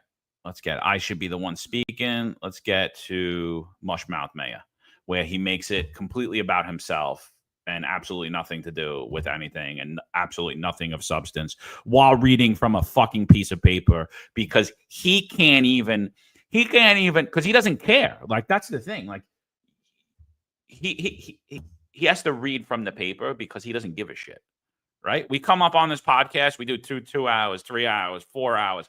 I go speak at events. You know what I have written down? Nothing. You know why? Because the things I talk about, I know. The things I talk about, I'm well informed about and I care about. He has to read from a piece of paper. Disrespectful, disgusting. Listen to the illustrious mayor in New York City. Disgraceful. And then people, Mondani. Yeah, no, you should never vote for Mondani because you already made a mistake by voting for someone that is using the same campaign that he had in 2021.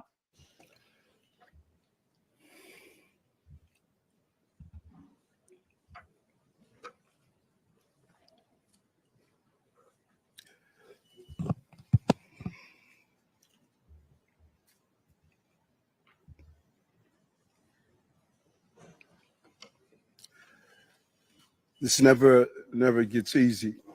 I always go back to the beginning of my role as mayor in Harlem Hospital, where Officer Mora and Rivera were assassinated. I remember watching their family members enter the hospital and a loud yell of, "No, God, please tell me it's not true." And I thought about that today when the notification came over from the police commissioner that we had a number of shots fired and we're still unraveling what took place. And our hearts are heavy. 5 innocent people shot tonight. We lost 4 souls to another senseless act of gun violence, including a member of the New York City Police Department, Officer Islam. He served in the 47th Precinct. He was just 36 years old and a 3.5-year veteran of the department. He was doing what he does best, and all members of the police department carry out. He was saving lives. He was protecting New Yorkers. He's an immigrant from Bangladesh, and he loved this city.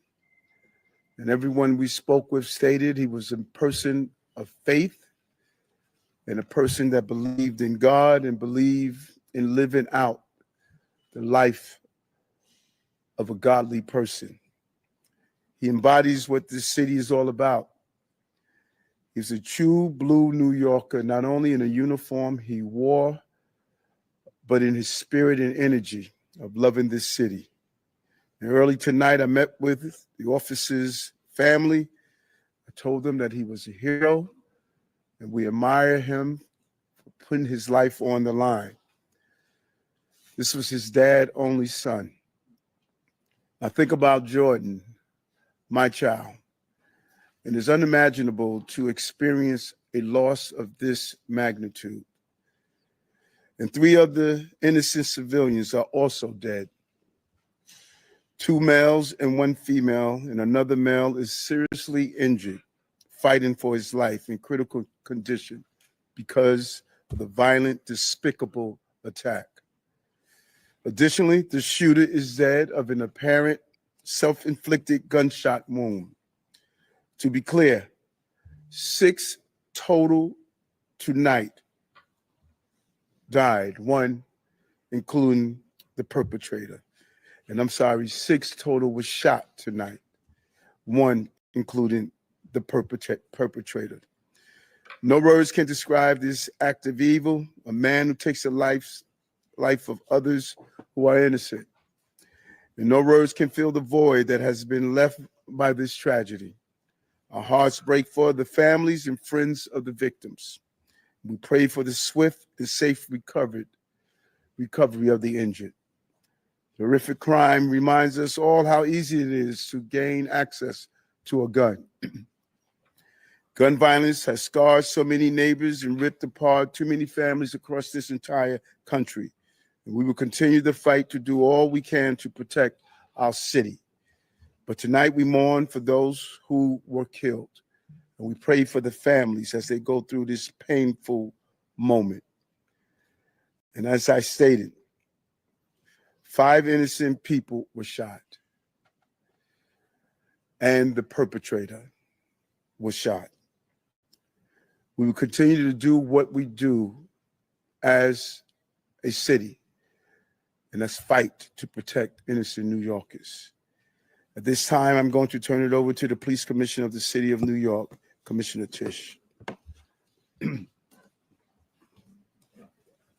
you. What do you think about the mayor, Eric, before we listen to the police commissioner? Honestly, I was disgusted by that. We just lost the life of a police officer. And what you said, John, that's great. I agree. We do podcasts sometimes 3 and 4 hours at a clip. We've done podcasts for over 4 hours, and we never read from a piece of paper because we speak from a place of competence and confidence. And we speak from a place of knowledge, and we speak from a place of care and compassion because we care. We have just lost the life of a police officer. Why do you need to read from a piece of paper? Who cares if you even get the facts right or not?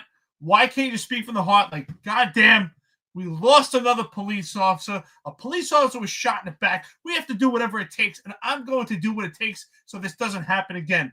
And there's a wife at home with 2 kids and 1 on the way, and we're going to make sure that they're taken care of. And let's honor his life and death by making sure that we take care of our police officers and make sure it's under control. You have to read from a piece of paper? That was absolutely ridiculous. It just shows, to me, you could see there was no connection. There's no connection to this. He's so distant and removed that he has to read from a piece of paper. Does he even know the name of the police officer? Does he even know what precinct he worked at? Does he really know anything about this police officer other than what was put on paper? That is absolutely despicable. This is the mayor, not only a mayor of New York City, but the mayor that was a cop, supposedly a cop himself. And you can see there's absolutely no connection. There's no feeling. There's no connection. That was completely disingenuous. And to somehow internalize it and make it about your relationship with your son is disgusting. And talk about your case. This is about Officer Islam. This is about his wife, his 2 children, 1 on the way, his family, and his police department family. That's what this is about. You know, and the thing that I think was really bothering him is I think he was hoping that this was going to be a radical Islamist so that he could weaponize this entire incident to campaign on, not realizing that, hey, I'm the mayor while I allowed this to happen in my city. I'm the mayor during this happened. You know, not realizing it. I mean, the newspaper's still having a hard time reporting that it is a mass shooting, but in fact, it is a mass shooting. New York City still hasn't come to grips with it either. It was a mass shooting that occurred. It was an act of domestic terrorism. It wasn't an act of Islamic terrorism. It wasn't that, right? And so here he's highly conflicted because he has all the Midwestern social media influencers, the conservatives who are paid to post. He has all of them running out, and they're running out. And what were they all telling you? They're telling you that this is because of Mandani and it's a radical jihadist, when in fact we had a Muslim police officer, a devout Muslim police officer, who was murdered by a maniac who was going after the NFL for whatever reason, for what we're being told at this point. Now, I don't know that I believe that or I don't. I don't care. Doesn't matter to me. All I know is it should have never happened. It could have been stopped. Should have been stopped. Nobody should have lost their life. And so, so for him at this moment in time, he's highly conflicted because he needs to use this to campaign on. Let's everyone pretend like Eric Adams not the mayor. Let's everyone pretend like Zohran Mamdani's the mayor. I'm like, they've given this kid, Fox News and Newsmax, they've given this kid so much name recognition. And I mean, and that's the most important thing for politicians to get elected is name recognition. You know how many times people have told me, oh, I voted for Chuck Schumer. I'm like, why? I didn't know of anybody else. I voted for Andrew Cuomo. Why? I didn't know anybody else. Right? They gave Zohran Mamdani name recognition overnight. Thank you, local. Thank you, your conservative news media. Thank you, your paid influencers. And they tried to make that act about radical Islamic terrorism. And in fact, it wasn't. Instead, it was a Muslim police officer who was killed by a domestic terrorist because he was unprepared, untrained, and maybe wasn't ready to do the job. Maybe. Right? And so, like, it was real inconvenient for him at the moment. So he didn't give a shit about the cop because he was just saying, how could I just get me elected? Like Kaz is saying, how could I get in front of this camera? How could I get in front of this camera? And now I want you to pay particular attention to Kaz's face, because if you're looking at him right now, he's staring at the binder that Jessica Tisch has. He's looking directly at it right now. And I want you to pay particular attention after Jessica Tisch talks about what he tries to do.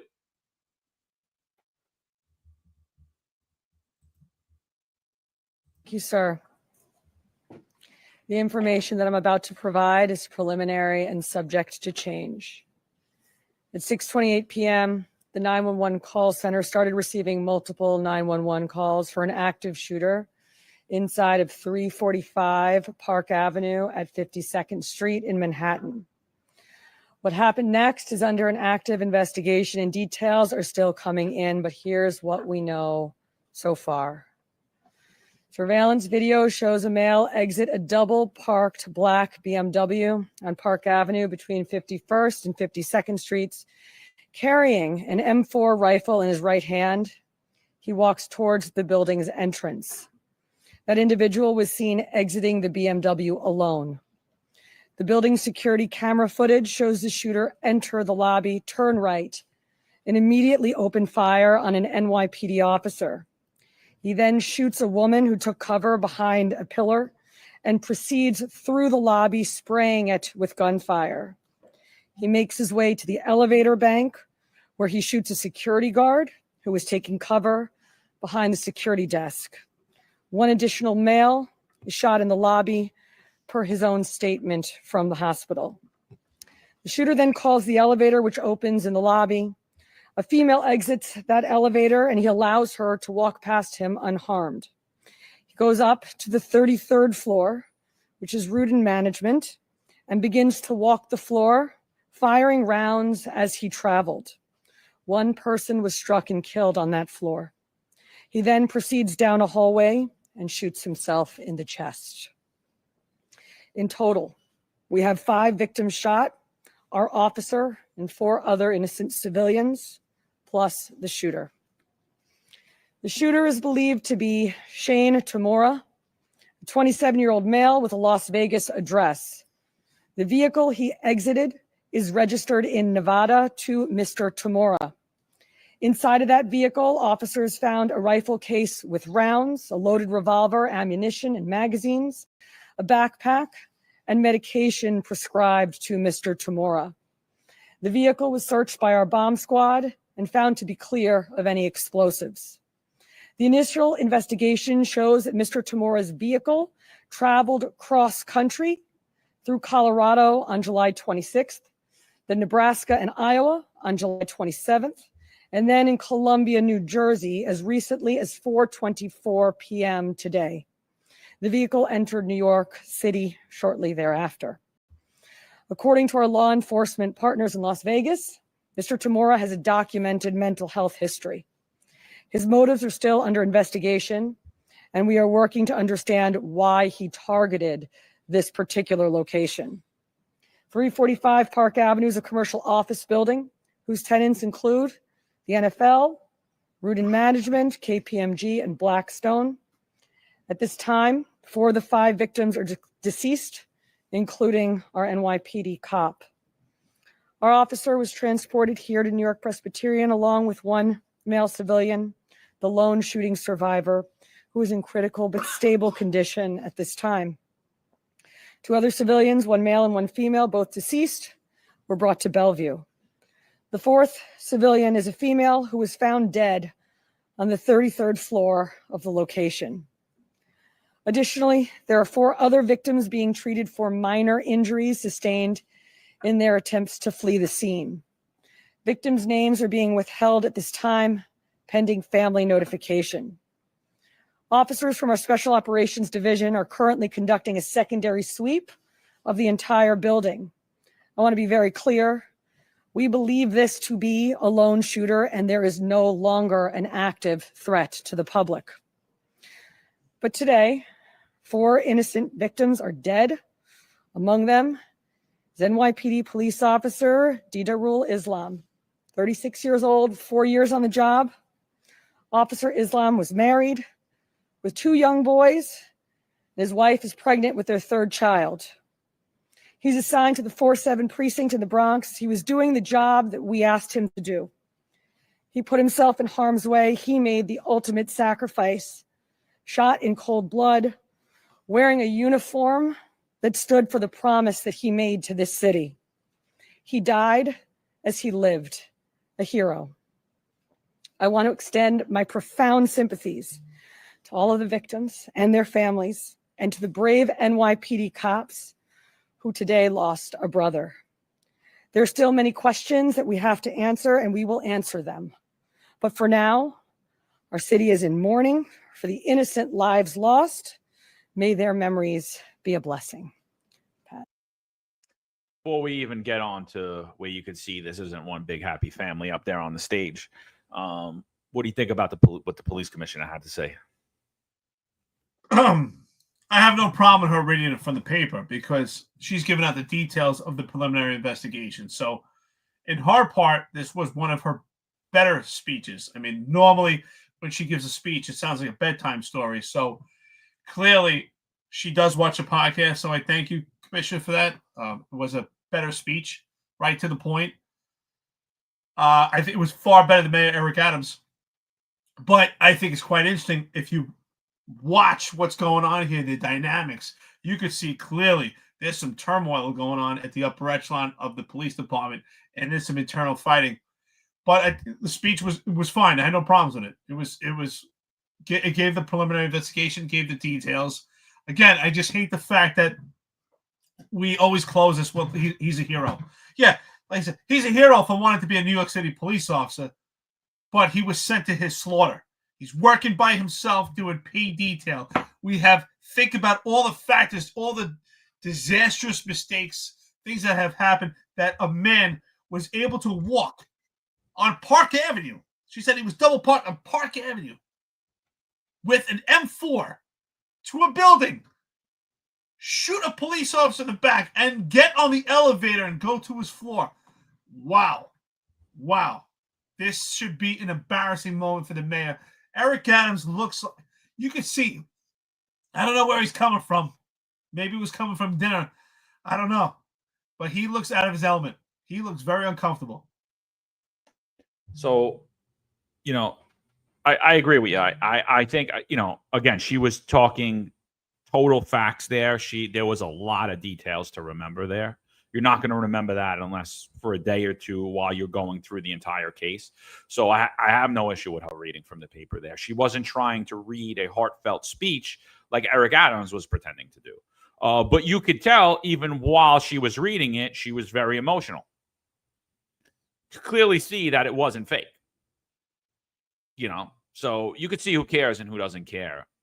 But again, we spoke about it the other day that like there's not a happy place, and there is a current coup happening behind the scenes with 2 people that are standing right next to her who are trying to get her out of power the same way they tried with the last 3 police commissioners and stepped on their mentor, Jeffrey Maddry's head, and had no problem. Right? Forget Jeffrey Maddry. Forget Ed Caban. Good. My turn. Me. Let me fail forward. So now I'm going to shut the volume off here because we don't need to hear what's happening. But so look at Kaz's face right here. All right. I'm going to slow this down a little bit. Hold on. Let's go playback speed. Let's go to the slowest we could. I'll go to the second to slowest. Am I on that? Yeah. Okay. So look at Kaz's face right here. He's looking at her binder. Ready? Watch this. Look, see the binder? Look. Watch Kaz. Pay attention. Here comes three-head Henry. Here he comes. Shout out to you for not endorsing this mayor. Here comes Kaz. Look, he throws her off on the scene. He takes the binder and he tries to pass it off. She's like, no. Give me my binder back. Give me my binder back. I'm going to show you something later on where Kinsella, as she's walking off, also tries to grab the binder from her. And pay attention. He knows exactly what's happening. He's watching the entire thing. Do you want to hear Henry's? Should we play it? Yeah, let's play it. Let's get entertained. All right. Here is PBA President Patrick Henry. Oh. Patrick Henry, President of the PBA. This is a devastating night for our city, for our police department. Pure evil came to the heart of our city and struck innocent people. And one of our police officers who were protecting those people. We lost 4 people tonight in our hero brother who gave his life for this city. He was a hardworking police officer who was proud, we know, from hearing from his family, to put on that uniform and shield of a New York City police officer every day and went out and did his job. And he went out every single day to provide for his family, whether it was overtime or whatever he had to do to provide for this family. That's what he did on a daily basis. And his family is devastated. A wife losing a husband who provided for that family. A father who's not going to see his son again. And our hearts of every New York City police officer right now is hurting. We're hurting for our brother police officer who we lost. We're hurting for that family. We're hurting for all the victims and hurting for all the families of the victims. And we're all asking, why? Why did pure evil come here? And we know our police department and our law enforcement partners will work tirelessly to get those answers. But now our job as police officers is to be there for this family, to support them in any way that we can, to come together as a city, to be there for these families of the victims. And we will continue to do that because that's what New York City police officers do. And we're going to continue as police officers to go out and protect this city because we know that evil can strike at any time. But police officers are willing to risk their lives to protect everyone in this room and protect everyone in this city. So we ask all New Yorkers to pray for our police officers' family, to pray for all the victims and their families. And we need to stand united going forward. We thank you for covering this story. We thank you for covering this story, Eric. Thank you for covering it, Eric. Could you give us your coverage of it? Isn't it ironic that the only one that actually cares at that podium is someone that was never a cop? To me, that's the irony. So you know what, Jessica Tisch? I have been very critical of you, and I'm hard on you. Rightfully so, we should be. But thank you for being the only one that cared at that podium because it looks so devious. John and I talked about this numerous times. I almost think you need to show that again because I think people might have missed it. And to see the dynamics that Kaz Daughtry could care less about that speech and John Schell, they're all looking at each other. Get that binder. what is in that binder. They want the facts of the case because they want to be the ones that put out the information. They don't care about the loss of life of Officer Islam. They care to be the ones to promote themselves so they can go on Dr. Phil and tell Dr. Phil about all the casework that was done. That was absolutely despicable. And I hope our friends and listeners caught that, of him trying to get her binder. A bunch of bullies. You know what, Jessica Tish? You stood your ground. You took your binder back. Good for you. I thought the speech was honestly pathetic. Everybody in the chat's calling it out here. Same speech, same dog and pony show from Hendry. And just, where would Pat Hendry be if Officer Islam forgot his body camera when he showed up late to a mobile field force and they sent him out to go, gave him the ruler test to go to a different command? He would be nowhere. Wouldn't honor the police officer's life, wouldn't honor him. And that's what we're saying here. It's like very easy for people to get up at that podium when someone's dead. It's very easy. It's really hard when they're alive. It's really hard. And that's why no one does it. That's why there's only a couple of guys. That's why people go to the Finest Unfiltered to get their news, to get to talk about it, because we're the only people that actually honor cops in life. We're not the back the blue, this, that, the other thing. We're not looking to profit off someone's death. As a matter of fact, we say a lot of horrible things around the time that somebody dies, which is horrible and it hurts me to do. I'm sure it hurts you as well, but it's things that need to be said, and it's in my heart, it's in my head, so I'm going to say it. I believe in tough love, John. I really do. And you know what disgusts me even further? So I'm sure you have it. The information on the viewing in the service for Officer Diderot Islam. The viewing will be July 31st of 2025. I'm looking at it right now. I don't know if you have it. But what's interesting to me is,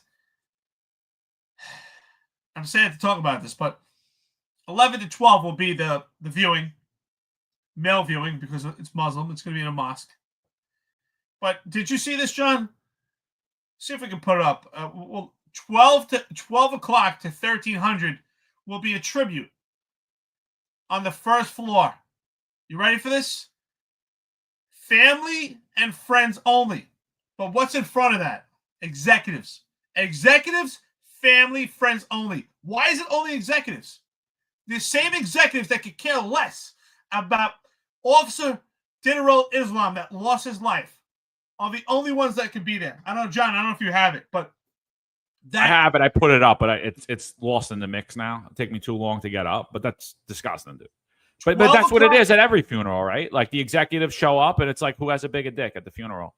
And I get my placing at the funeral. It's like, you're a loser, bro. You don't care about anything. That's why I just tell my wife, if I get killed in the line of duty, tell all these losers I don't want them there. I don't want a police funeral. Like I don't want any of these scumbags here. They'll all be trying to bang you anyway. So I don't even have them. I hate to laugh, but it's so true. 12 o'clock to 1300 tribute. First floor. Executives, family, friends only. And then 1315 to 1345 is a prayer service, family and friends. Why is it executives only? The people that don't care have to make sure that they're there. All these executives that have been compromised, that have not spoken out about getting training to make sure that Officer Islam and our other police officers are out there that are prepared so that they can go home safe. But instead, they get to stand there and say, oh, I was there. I'm an executive. I got stars on my shoulder. Now they can speak up. They can speak up to make sure they're at a funeral, but they can't speak up about each other. This is disgusting. Honestly, I'm sorry. I know we're probably getting hate for talking about this stuff. Yes, I want to honor Officer Islam. And you know how I want to honor Officer Islam? By telling the truth. By not telling bullshit. Because the executives have to be there on the first floor with the family. They're not even going to remember the family's names. They're not going to remember. They can care less. This is disgusting, man. Honestly. I hope it bothers you like it bothers me. Oh, no, everybody sees it. You get there. You told a story, and like, I just have flashbacks to so many funerals. Like, I think it was, I can't remember whose funeral now. So many funerals. I can't remember whose funeral it was, but there was a line of porta potties, right? And you were saying at the porta potty, and I watched all these executives come up. The guys that need you every day, when they see you there, like if you're not, they're like, oh, I've got to get to the front, right? Like, and you're like, you see it in them. You're like, are you fucking kidding me? Like, You know, I remember wanting to smack people in their face and just being like, okay, let me just get back in my car and go back and like, you know, not say anything. Let me just, this isn't the time, it's not the place, you know. But I remember you telling a story specifically about how executive cut the entire line to go pee. Yep. Like he's somebody important, like he's somebody special, you know, and you know, that's what you see at those things. You see people like vying for the front. Oh, let me go. I could get my second bump. If I get to hang out with Kaz Daughtry, maybe he'll like me. If I get to stand next to John Shell, I could talk about the finance unfiltered. Maybe I'll get promoted. Disgusting, dude. You know, those aren't men, you know what I mean? Like, again, that's not the leadership that I remember in the New York City Police Department. It's just not. Just what I see now, it's a bunch of fake clout chasers, fake tough guys, and they're cowards. They're honestly cowards. They're the guys that will have no problem going out on TV and saying, yeah, it looks like a possible male white. No, it doesn't at all. And no one believes that, including you. Yeah, I'm sorry. John Miller lost all credibility with him. First time that I really question his credibility is when he gave his take and his perspective on the incident with the death of Tyree Nichols in Memphis, when the black police officers took him down and ultimately led to his tragic death. John Miller's take on that was absolutely ridiculous. And then he had John Miller say that the suspect was possibly white.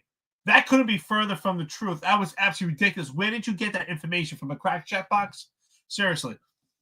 But again, I'm so glad that you brought that up. I thought it was so disgusting. I'll never forget at the funeral. I forgot which one it was, but the line was insane. It was Mulkeen's funeral. I remember it was Brian Mulkeen's funeral. You're right.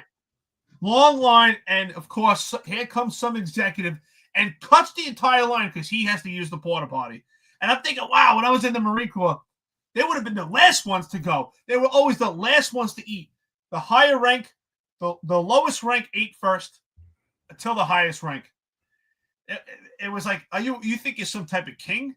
It was disgusting. And of course, now the executives have to be on the first floor with the family. That's disgusting. Rob Lucas says, Executive P cannot do...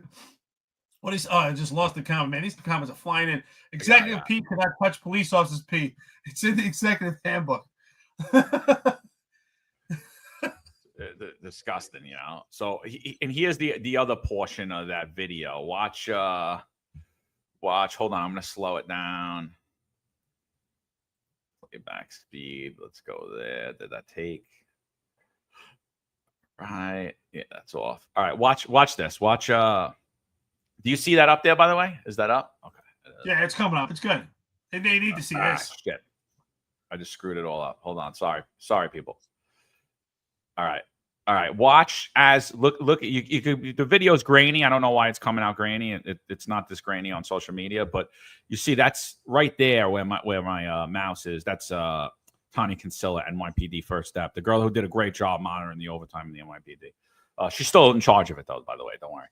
So, look, she's reaching out to grab the binder from Tish. Watch this. Watch. Look at her face. She's looking for it the minute they start to walk. Now, I'm backing it up. Now they're walking away. Look at her. Look at her. She tries to grab it. Tish completely ignores her. Puts the binder behind her and keeps walking.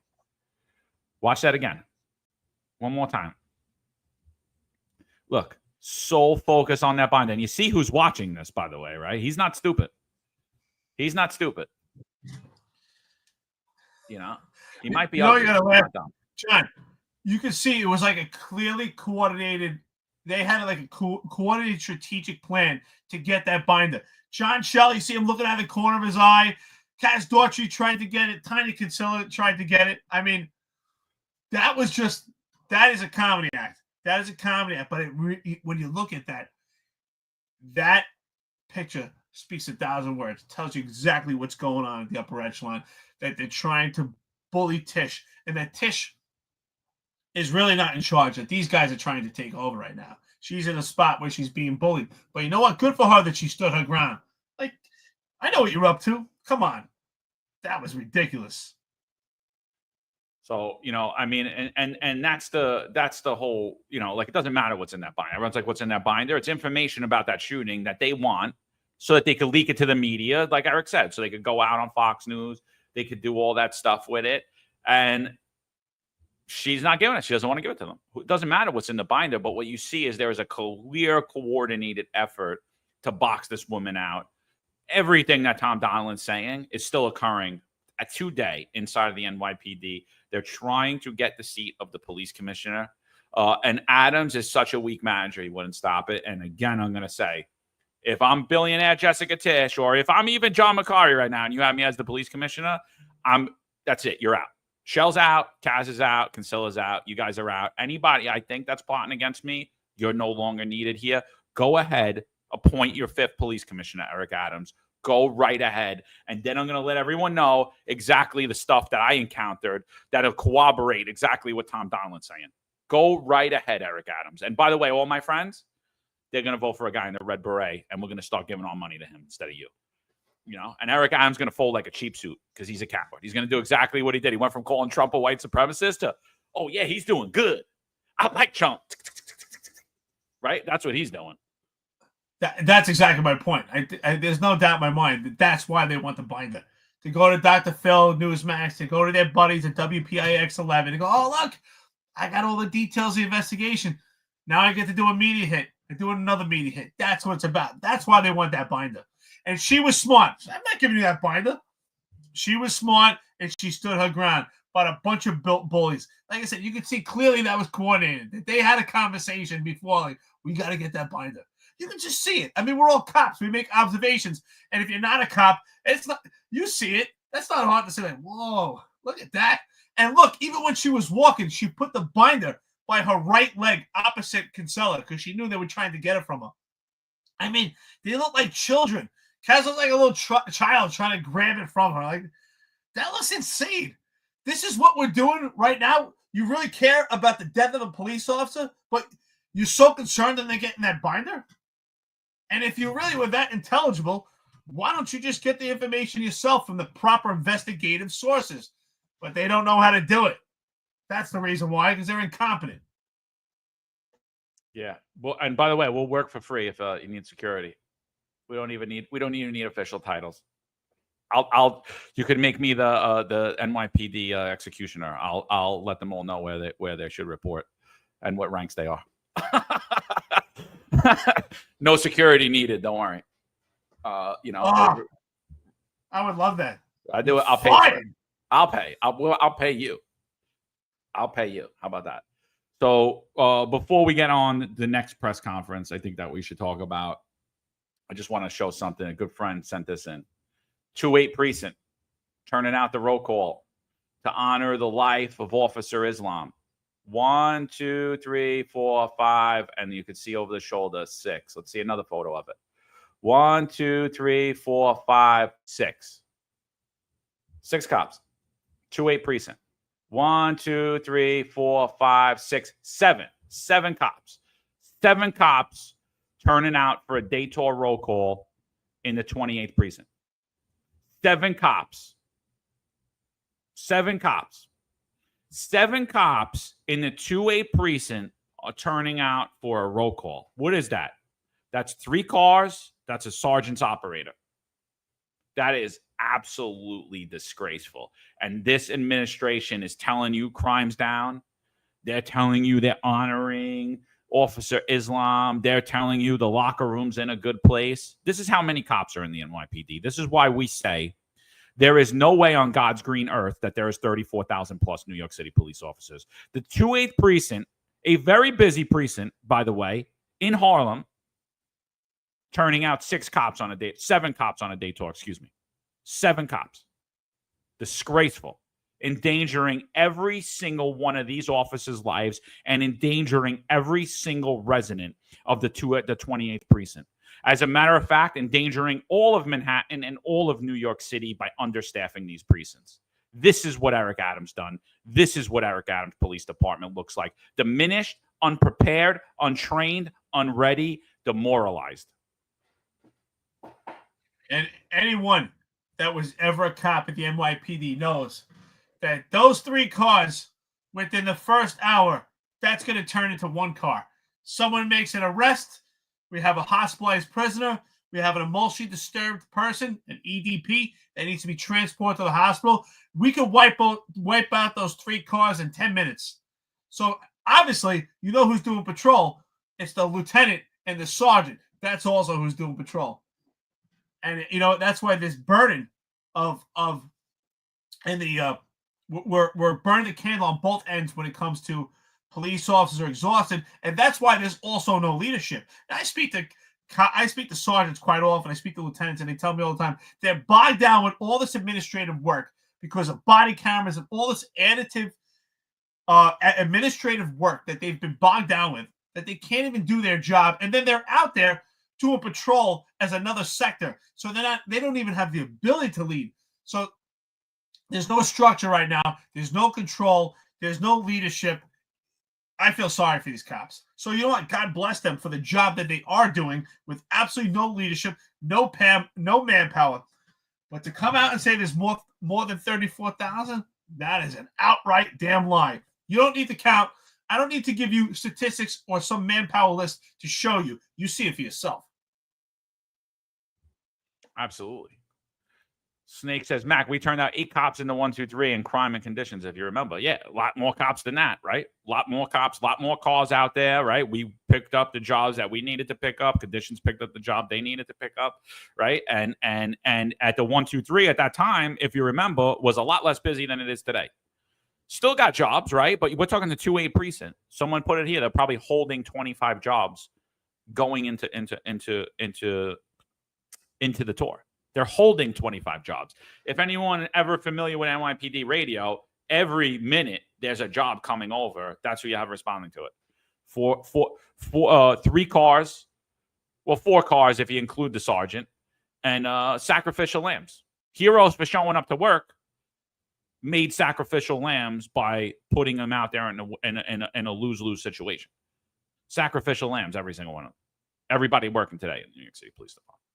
You know, so, and a totally different time in the 123, and it was still short. We still had trouble sometimes picking up jobs and holding jobs, right? And I don't know what to say other than that this police department is demoralized, it's diminished. There's no way there's 34,000 cops, and nobody's honoring them. Not the PBA, not the DEA, not anybody. They're not honoring anybody. All they're doing is hiding, covering, consistently running cover. Absolutely, it's honestly, I don't know how you could operate a precinct like that. I just don't know. I just don't know. Well, you know what also solidifies? Let's play devil's advocate. Rhetorically speaking, let's say they're right. Let's say they're not lying. Let's say you believe them. There's 34,000 plus cops. If that's the truth, then you can see complete mismanagement. Because I don't care if there's 50,000 cops. If there's 7 cops on the street in the 2A precinct, and that is a blanket operation going throughout the entire city, that every precinct is short, then where are these cops? What are they doing? And what capacity are they working? I can tell you where some of them are. 86 of them are on the social media unit trying to shut down New York Times Unfiltered Podcast, trying to shut up journalists that say anything about John Shell and Kaz Daughtry. That's what they're doing. So either way, epic fail. Totally. And by the FYI, all those cops look like rookies. Every single one of them. You remember the day tours? There used to be like some crusty old dudes, crusty old women. Like it was never, like I don't see one veteran amongst them. I don't see one guy that I would be like, yo, I got this over here. What's going on here? I don't see one guy the sergeant could rely on. Like, hey, what happened here? Knows the history of the command. That's the other thing. Like, well, think about that, the history of commands that are lost and jobs that are lost. You don't even know. I bet these guys don't even know about the Harlem Mosque, Circle of 6, what occurred in their own precinct. Zero history. There's no one there to orally tell you. There's nobody there. History's lost. Unless you watch this show, unless you read books, you don't know anything about NYPD history. And people commenting about the medals. Even if these guys have the best training in the world and made millions of arrests, which they're probably taking arrests left and right because they're so short, right? Everyone's going to be arrested, even if you're not a proactive cop. Who the hell has time to write up a medal? You're turning out 3 cars. Sergeant doesn't have time to do his job. Nobody has time. The desk officer's probably like, what the hell? They're probably holding 30 to 40 jobs every day, all across throughout the city.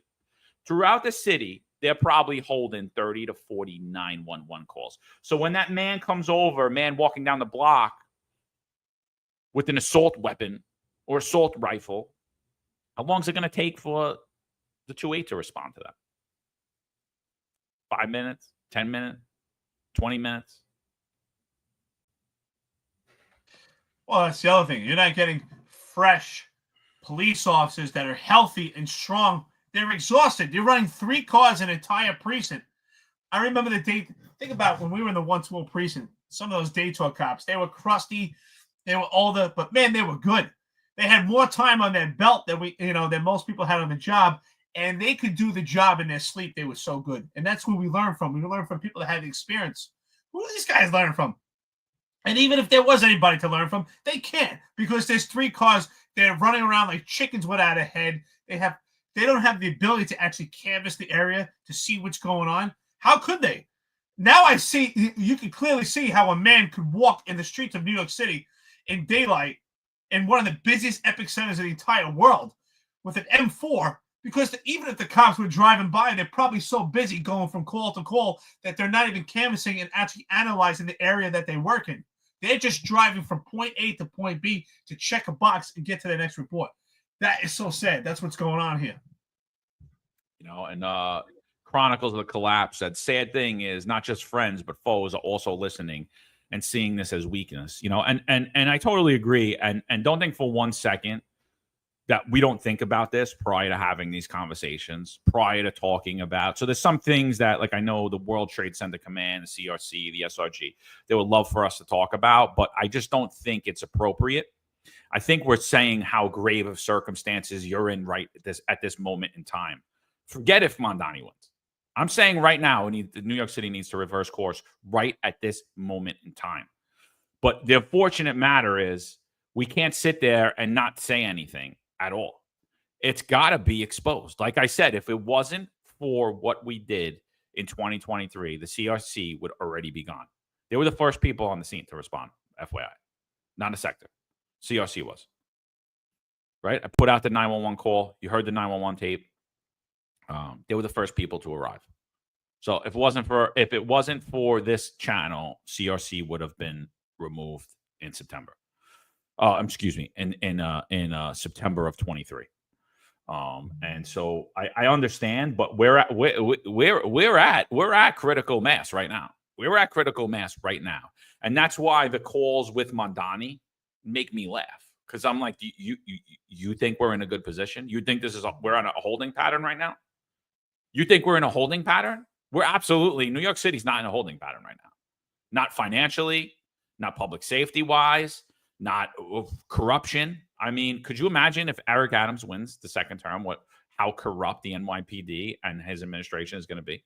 I mean, everyone's coming back. All of his corrupt friends are coming back. They're already around him now, working on his campaign. Absolutely disgusting. So yeah, for one, it's unfortunate that these things have to be said, but they have to be said. Now is the time. Coffee and donuts. Thank you, Sleepy Joe. $10.49. Thank you so much. Says Eric, I've always wondered regarding the backlog 49. For active retired police officers, you know what a 49 is, NYPD. For anyone who's a police enthusiast or outside the NYPD, a 49 is just an actual report that gets sent through the chain of command up to the chief of department throughout the entire job to let them know anything that's newsworthy or something of significance and importance from a precinct. Do the Bronx precincts, PSAs, police service areas, have the 49 template on auto sent to the borough? Never seen the busy Bronx commands, not in backlog. Yeah, absolutely. I mean, honestly, no one was asking for that 49 because the Bronx commands, even when manpower was much better than it is right now, was still in backlog because it was just so busy. And even then, it was just never enough. So now it must be far worse. I feel sorry for the cops that are out there. It must be unimaginable. And the ability to handle police work in the South Bronx right now with this manpower and keep yourself safe is just pure luck. It's pure luck that police officers are not getting killed at an alarming rate. It's just pure luck. And I wish them well, and I wish them their safety. You have to train. You have to train with your team. You have to train with your unit. There's no excuse It's unfortunate, but 7 police officers. How could 7 police officers effectively patrol a police command? And one thing so important about policing, slow is fast. If they're driving around just trying to get from one call to another, they're not seeing the potential suspects in that area. It's proof. It's right in the pudding. When we see this active shooter, the police officers, no one saw that this armed suspect was walking through the streets of New York City. Could that be prevented? Yes, if we had all the right things in place. But we have a lot of layers to peel back to get to that point. Some people, unfortunately, have already thrown in the towel and said nothing could have stopped that guy. That's absolutely bullshit to say that. Plenty could have been done. Plenty could have been done to save the lives. Please do not say that, because there are 4 innocent people that lost their lives. I will not tell their families that nothing could have been done. No, we need to honor them by saying, what can we do to save the next person? Nah, I totally agree. Rob Lukash, Chief Rob Lukash, he says, more importantly, only one car is responding to a man with a gun. But and worse than that, how long is it going to take for that one car? It's going to take a long time, you know. And so it's all part of the bigger picture, right? So when this idiot's telling you, oh, he did a smart thing, he didn't hire cops. He let them go because, you know, I'm trying to lower the budget of the NYPD, which is defund the police people. Eric Adams is a defund the police candidate. Look at what the NYPD looks like under him. You're at critical mass now. Anyone even contemplating Mondani, you're a moron. But allowing this to stay, you're just as bad. To me, a Mondani voter and an Adams voter are the same person. There is no difference in my book. You're uninformed. You're low informed. You don't know what you're doing. You're saying that everything that I've seen the last 3.5 years, give me more, daddy. Give me more. Lock me down. Shut my business down. Force failed medical interventions on me and my family and my children. Keep my kids out of school. Do all that. I need it all. I want it all. It's disgraceful to watch. You know, it's totally disgraceful to watch. And here he is. Here's MAGA Eric. Here's MAGA Eric. I hate to have to listen to this muskmouth, but he has a candlelight vigil in front of City Hall yesterday. And what does he do? He gives same written bull crap speeches. He's got the failed public safety governor in New York next to him. He's praising her. And he's blaming guns for police officer Islam's death. And he's calling for gun control. And he starts to make some unhinged, inflammatory claims that just are not true. They're just not true. Listen to the mushmouth. I don't know where I started this. Hopefully we don't have to go too long. The residents of this city are crucial to the stability of our entire state. And her joining us here today is a clear indicator of how she mourns with the city and the lives of those innocent civilians and our beloved police officer. This is an extremely, extremely challenging moment for me emotionally. As I sat with Officer Islam's dad and learning that he was his only son, it was difficult for me to walk to that podium last night and do my role as a mayor. Again, back to him. My feelings, me, my son. I thought about my baby, my young son that I watched and I raised, and how much I poured into him, and how much I gave my life for him. And to lose a child, it is one of the most abnormal things that could happen in our society. Children are supposed to bury their parents. Parents are not supposed to bury their children.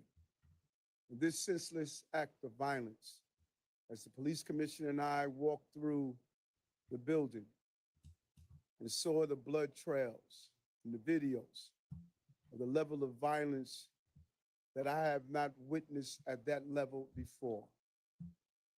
And the intersectionality of this journey that I have in the building and the officers, I worked as a mailroom and stockroom attendant in 345 Park Avenue as a young man.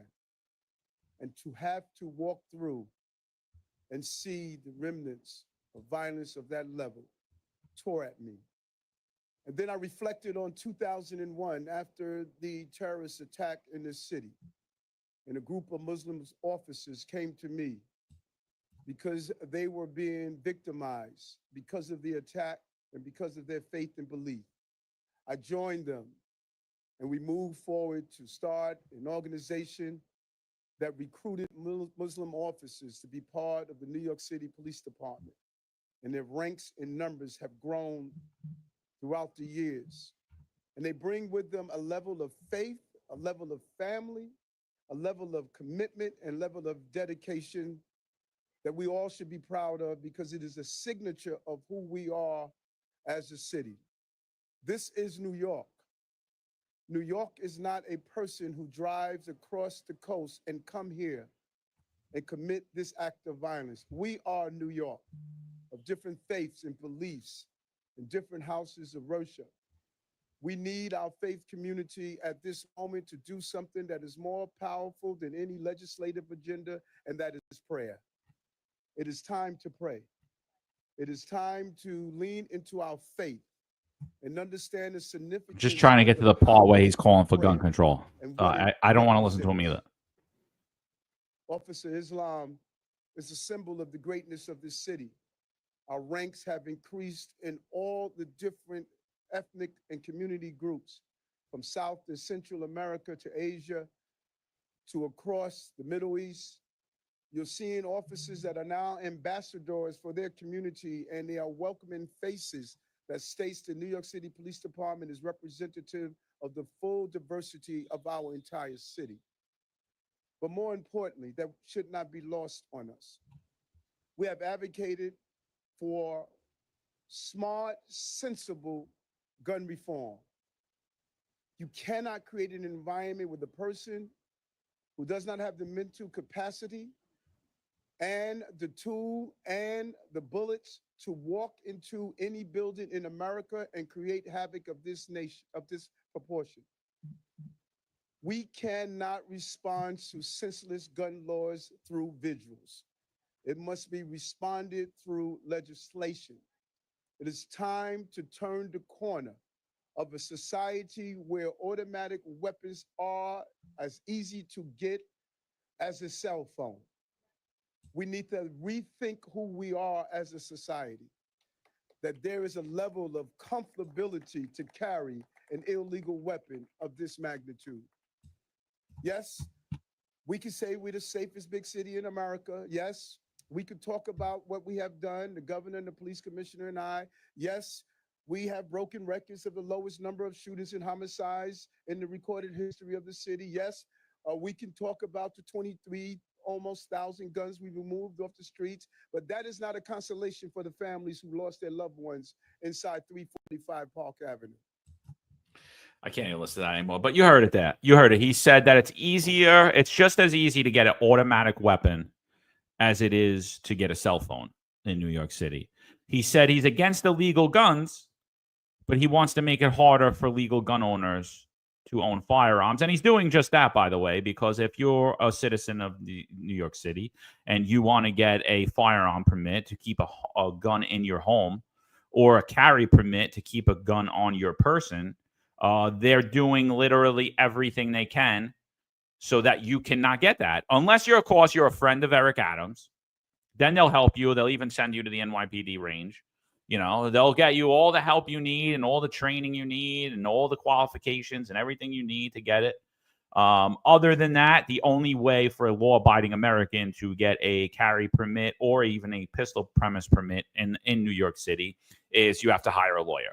So poor middle class and lower middle class people can't afford to do that, so they traditionally don't. So therefore, violating the Second Amendment. This is who you claim is MAGA. This is who Donald Trump says a really good person and a really good politician and a really good independent.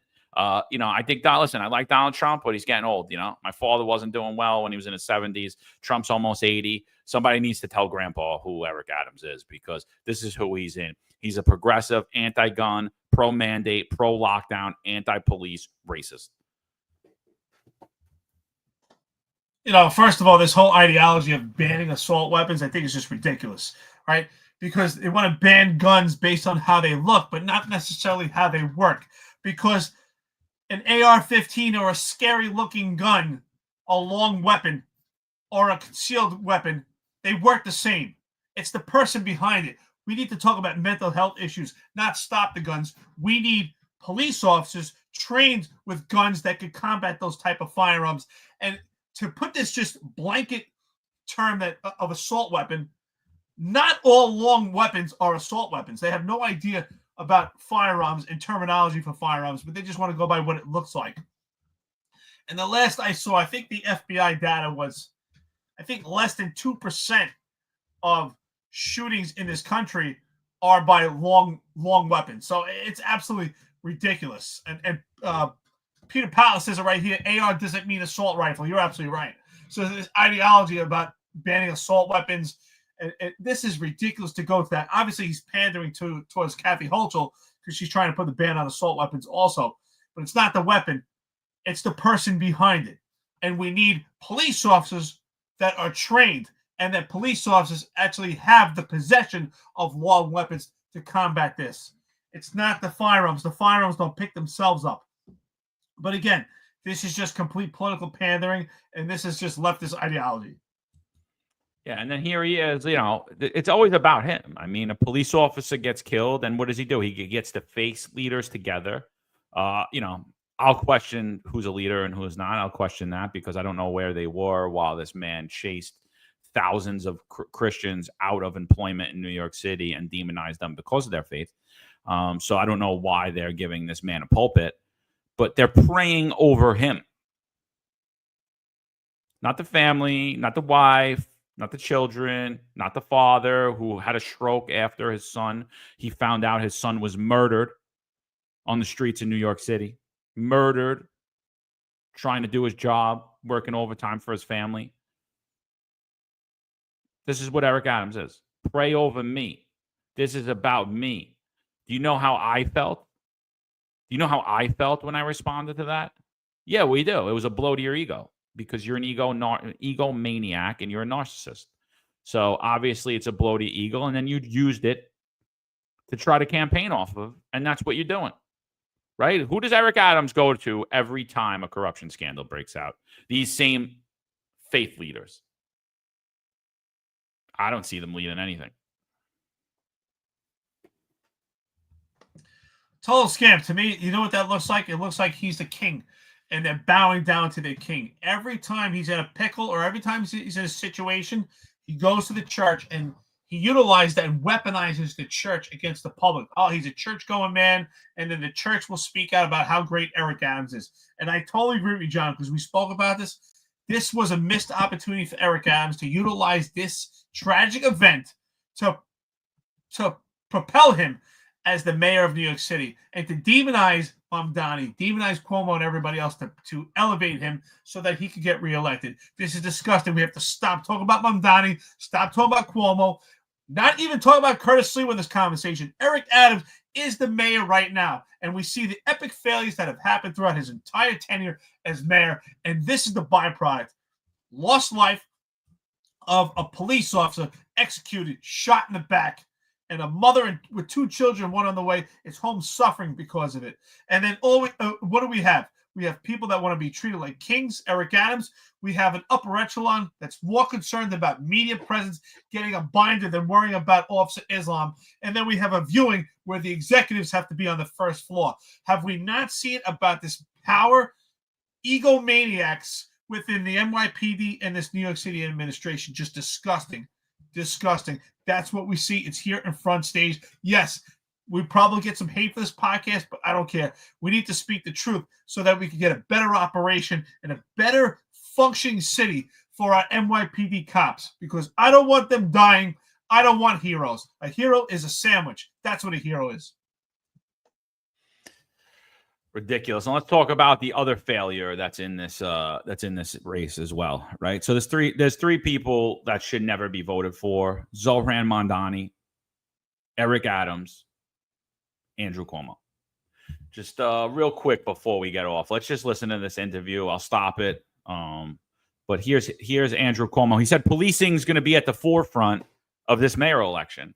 Well, and if that's true, Andrew, then your name, Eric Adams' name, and Zohran Mamdani's name should never be at the forefront of this mayoral race, because you're all anti-public safety and your actions have proven it. So here's the failed, disgraced governor, former governor of New York, now turned New York City mayoral candidate, Andrew Cuomo, who was absolutely destroying Eric Adams in the polls, by the way.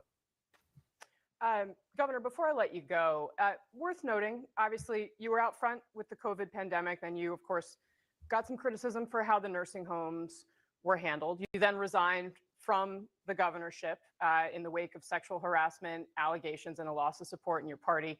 You lost the primary. It's reasonable to ask, why should New Yorkers be wanting to give you another chance? I'd like to know, what do you think was your biggest mistake? Well, look, on COVID, for example, the allegations that were made against me, by the way, were made at a very heated time of the Me Too movement. I believe they were politically motivated, and nothing has come of them. And they've been investigated by a number of bodies for a number of years. On COVID, we had COVID first and worst in the United States. I did the best with the information we had, and the information changed, and we followed all the federal guidance, and the federal guidance changed. And if we could do it over again with what we know now, we would do it differently.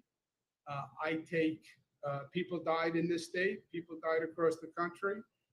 I take full responsibility for the fact that people died in New York during COVID. I wish we could have come up with a solution where nobody died from COVID. I wish we knew then what we know now about COVID and how it spread, et cetera. But we didn't, and we had to learn the hard way. And the quarantine periods kept changing, and how COVID spread kept changing.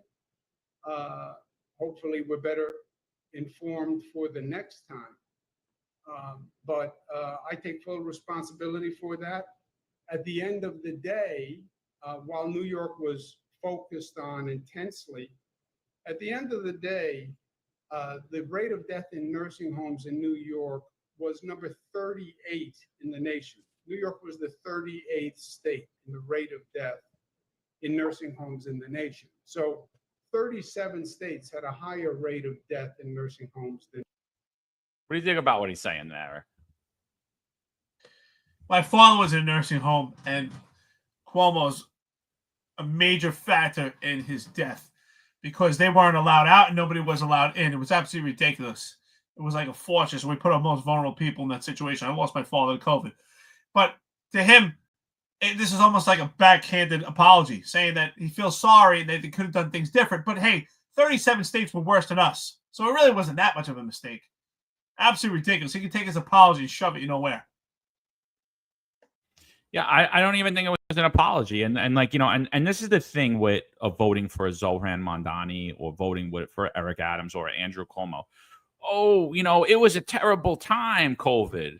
We learned a lot since then. What have they learned? Like, what have they learned? Like, specifically what? You know, because you're saying you support mandates. You're saying you support forced vaccinating people with the untested product. You saying you support being able to shut down businesses. You're saying you should be able to support forced masking people, keeping children out of school. Who's learned? Zohran Mamdani was on here and had nothing to say. Eric Adams is doubling down on holding on to it. Andrew Cuomo is doubling down on holding on. Oh, we learned. Maybe we'll be better next time. I don't think that. You don't even have a plan. You're not even saying what you did wrong. What are you going to be bad at? And what did he just tell you, Eric? Yeah, I'm sorry your dad died, but we're still only number 38 in the country, you know, of deaths, you know.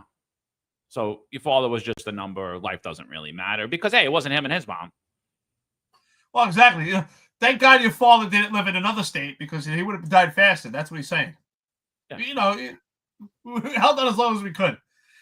Absolutely disgusting. Look, we're 2 hours and 35 minutes into it. I want to thank everybody today. The chat is awesome. The engagement is awesome. Really on point. Your engagement is so important to this, friends and listeners. If you haven't watched, please make sure you're helping out by watching some of the new shows. 10-4 Tavern doing a great job. They really have a great show. I watched yesterday. They had a gentleman on. His name is Mike from Utah, homicide detective. Really humble guy. I think it was Mike King. He was extremely humble. Great. He broke down some of the case of Brian Kohlberg, if anybody is aware of a college student in Washington State that actually took the lives of 4 college students in an area called Moscow, Idaho. And he actually was a resident of Pennsylvania. So the police work that went into that, getting this perpetrator, was quite interesting. So please take a look at that. I think that's a great show, by the way, 10-4 Tavern. They're doing a great job. Host are Tom Joyce and Pete Vaselli. Great show. They're a real who's who. Executive Perspective doing an awesome job. Of course, Rob Lukash and Ron Lace and Sal Greco always giving you up to date on politics. So we got shows for you, and then John and myself. So stacked network right now, and please make sure you're watching. We appreciate the engagement. So tomorrow, of course, is Thursday. Sal Greco will be on again, and then Friday we'll be back with the roundtable, and of course we'll have our intelligent detective investigator.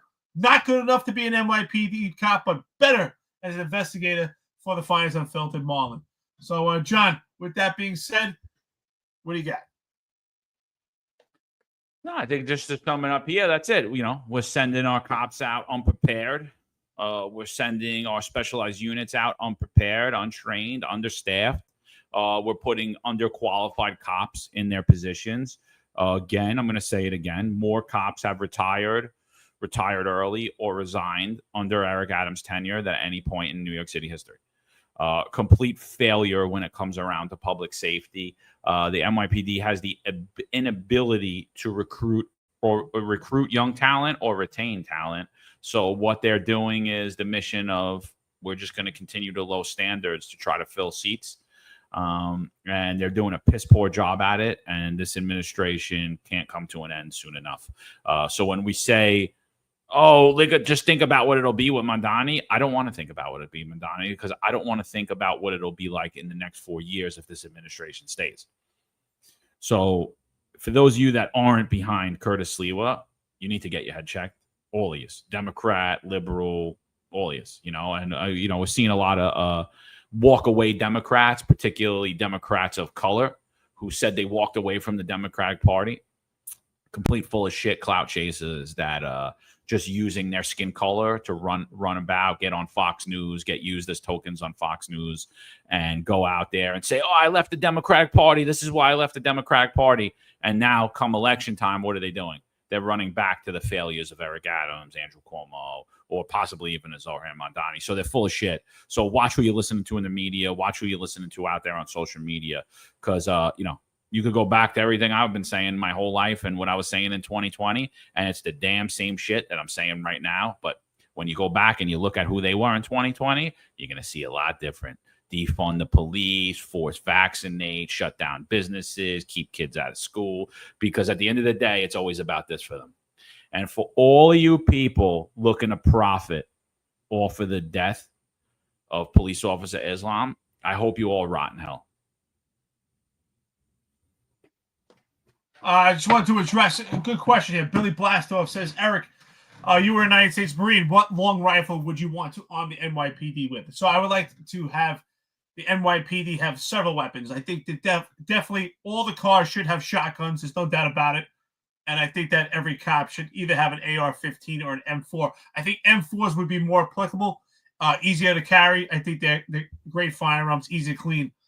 I think the NYPD, especially now more than ever, needs to be properly equipped. I mean, facing an armed perpetrator with a long rifle with a 9mm, I mean, you're a sitting duck. So yes, we need long weapons. We need to stop with this ideology of being scared of it. It works just the same way as any other firearm. Just pull the trigger.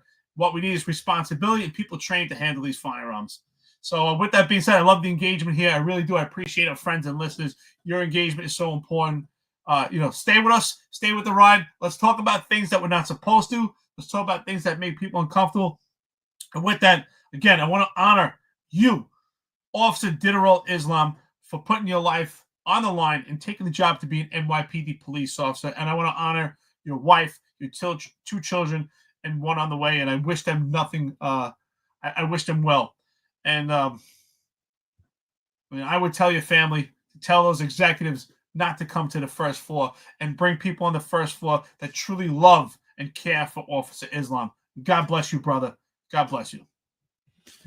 Yeah. And just honestly, dude, at this point, everyone's like, oh, give the cops long rifles. How about teach them how to use that 9mm first? Because most cops today can't even shoot that 9mm. So, I mean, train them how to act while they're doing basic functions of an NYPD police officer. But nobody is.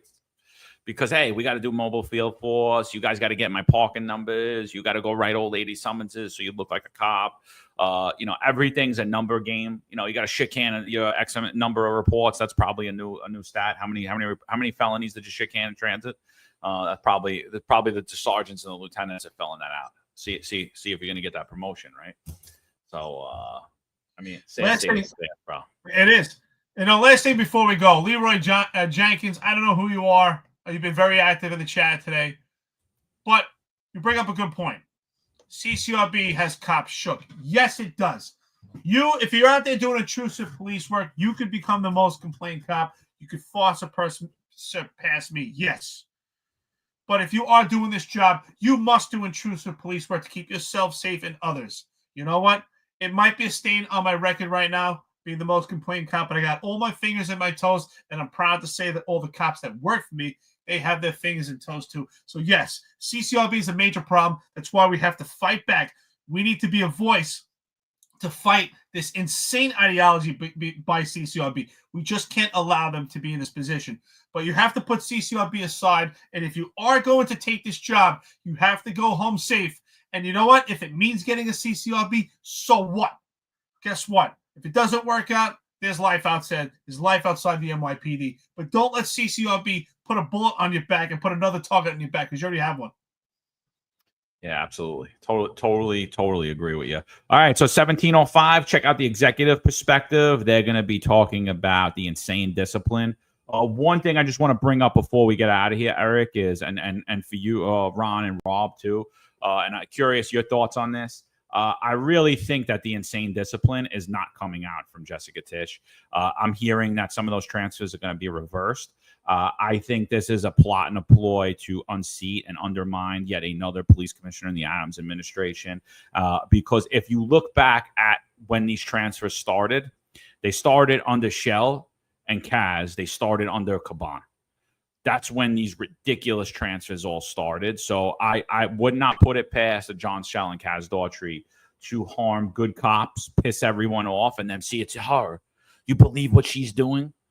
So I just, I don't want to throw your show off, and I'm not telling you what to say, but it's just what I'm seeing. I personally don't think that it's coming from the police commissioner. I think it's coming from the chief of department because he was transferring people left and right when he was the chief of patrol for not saluting Kaz. So, NYPD, you guys got very short memories and you don't care until it happens to you. But, I don't have a short memory. I remember, and these transfers have been going on for a while. It's perfect timing. I'm glad Rob and Ron are doing this episode tonight about discipline, because who better to talk about it than two guys that were actually fair on the job and highly respected. Rob and Ron both had illustrious careers, were respected by their people. They were respected on the job, and they were respected right now. So their take is definitely important and something that people should watch. I think this is a complete coordinated effort on John Shell and Kaz Daughtry and Kinsella and some of the upper echelon to have a coordinated attack and isolate and try to push out Jessica Tisch. There's no doubt in my mind they're trying to give this illusion that Jessica Tisch is responsible for this discipline. I don't think so. I don't agree at all. She talks about she's data-driven. She seems to have a calm demeanor. She seems to have poise. I don't see her doing that from what I've heard, she has great managerial skills. I don't see her doing that at all, especially in this environment with the amount of appearance of impropriety at the upper echelon.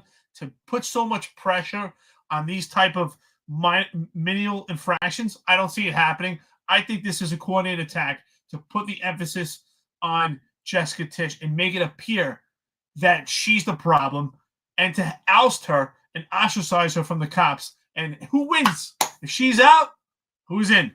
That's what you need to look at. Yeah. And Hood Mayor, we didn't mention the CEO and we didn't mention the security guard, but their photos were up for a while we were doing the show. So we're not holding back on anybody here. Security officers have a tough job in New York City, and you know what? A lot of them should be armed, and buildings should have to have better security plans as well.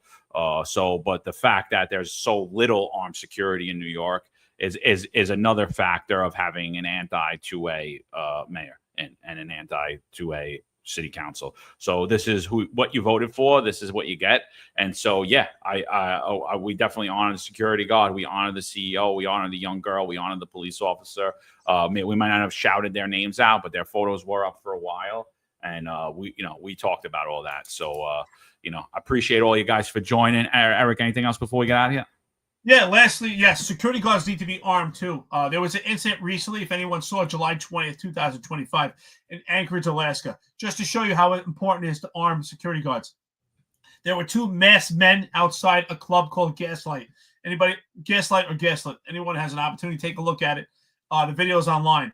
And there was a melee that ensued that was initiated by these two masked men. And the two masked men actually shot a security guard that was there. Another security guard went into his trunk, popped it open, took out a long weapon, and saved the day. So it was honorable. It was amazing. Saved people's lives that day. It was a security guard with a firearm. We don't combat firearms with signs. We don't combat firearms by saying we need to remove them. Because if you remove them, the only ones that will have them is the bad guys. We need good, strong men and women that are trained to have firearms to combat evil. That's the bottom line. Good versus evil. So check it out. It happened July 20th here in Anchorage, Alaska. Take a look if you get a chance.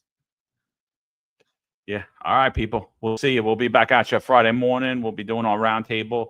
Thanks, everybody, for joining. Find us Unfiltered. We'll be back at you.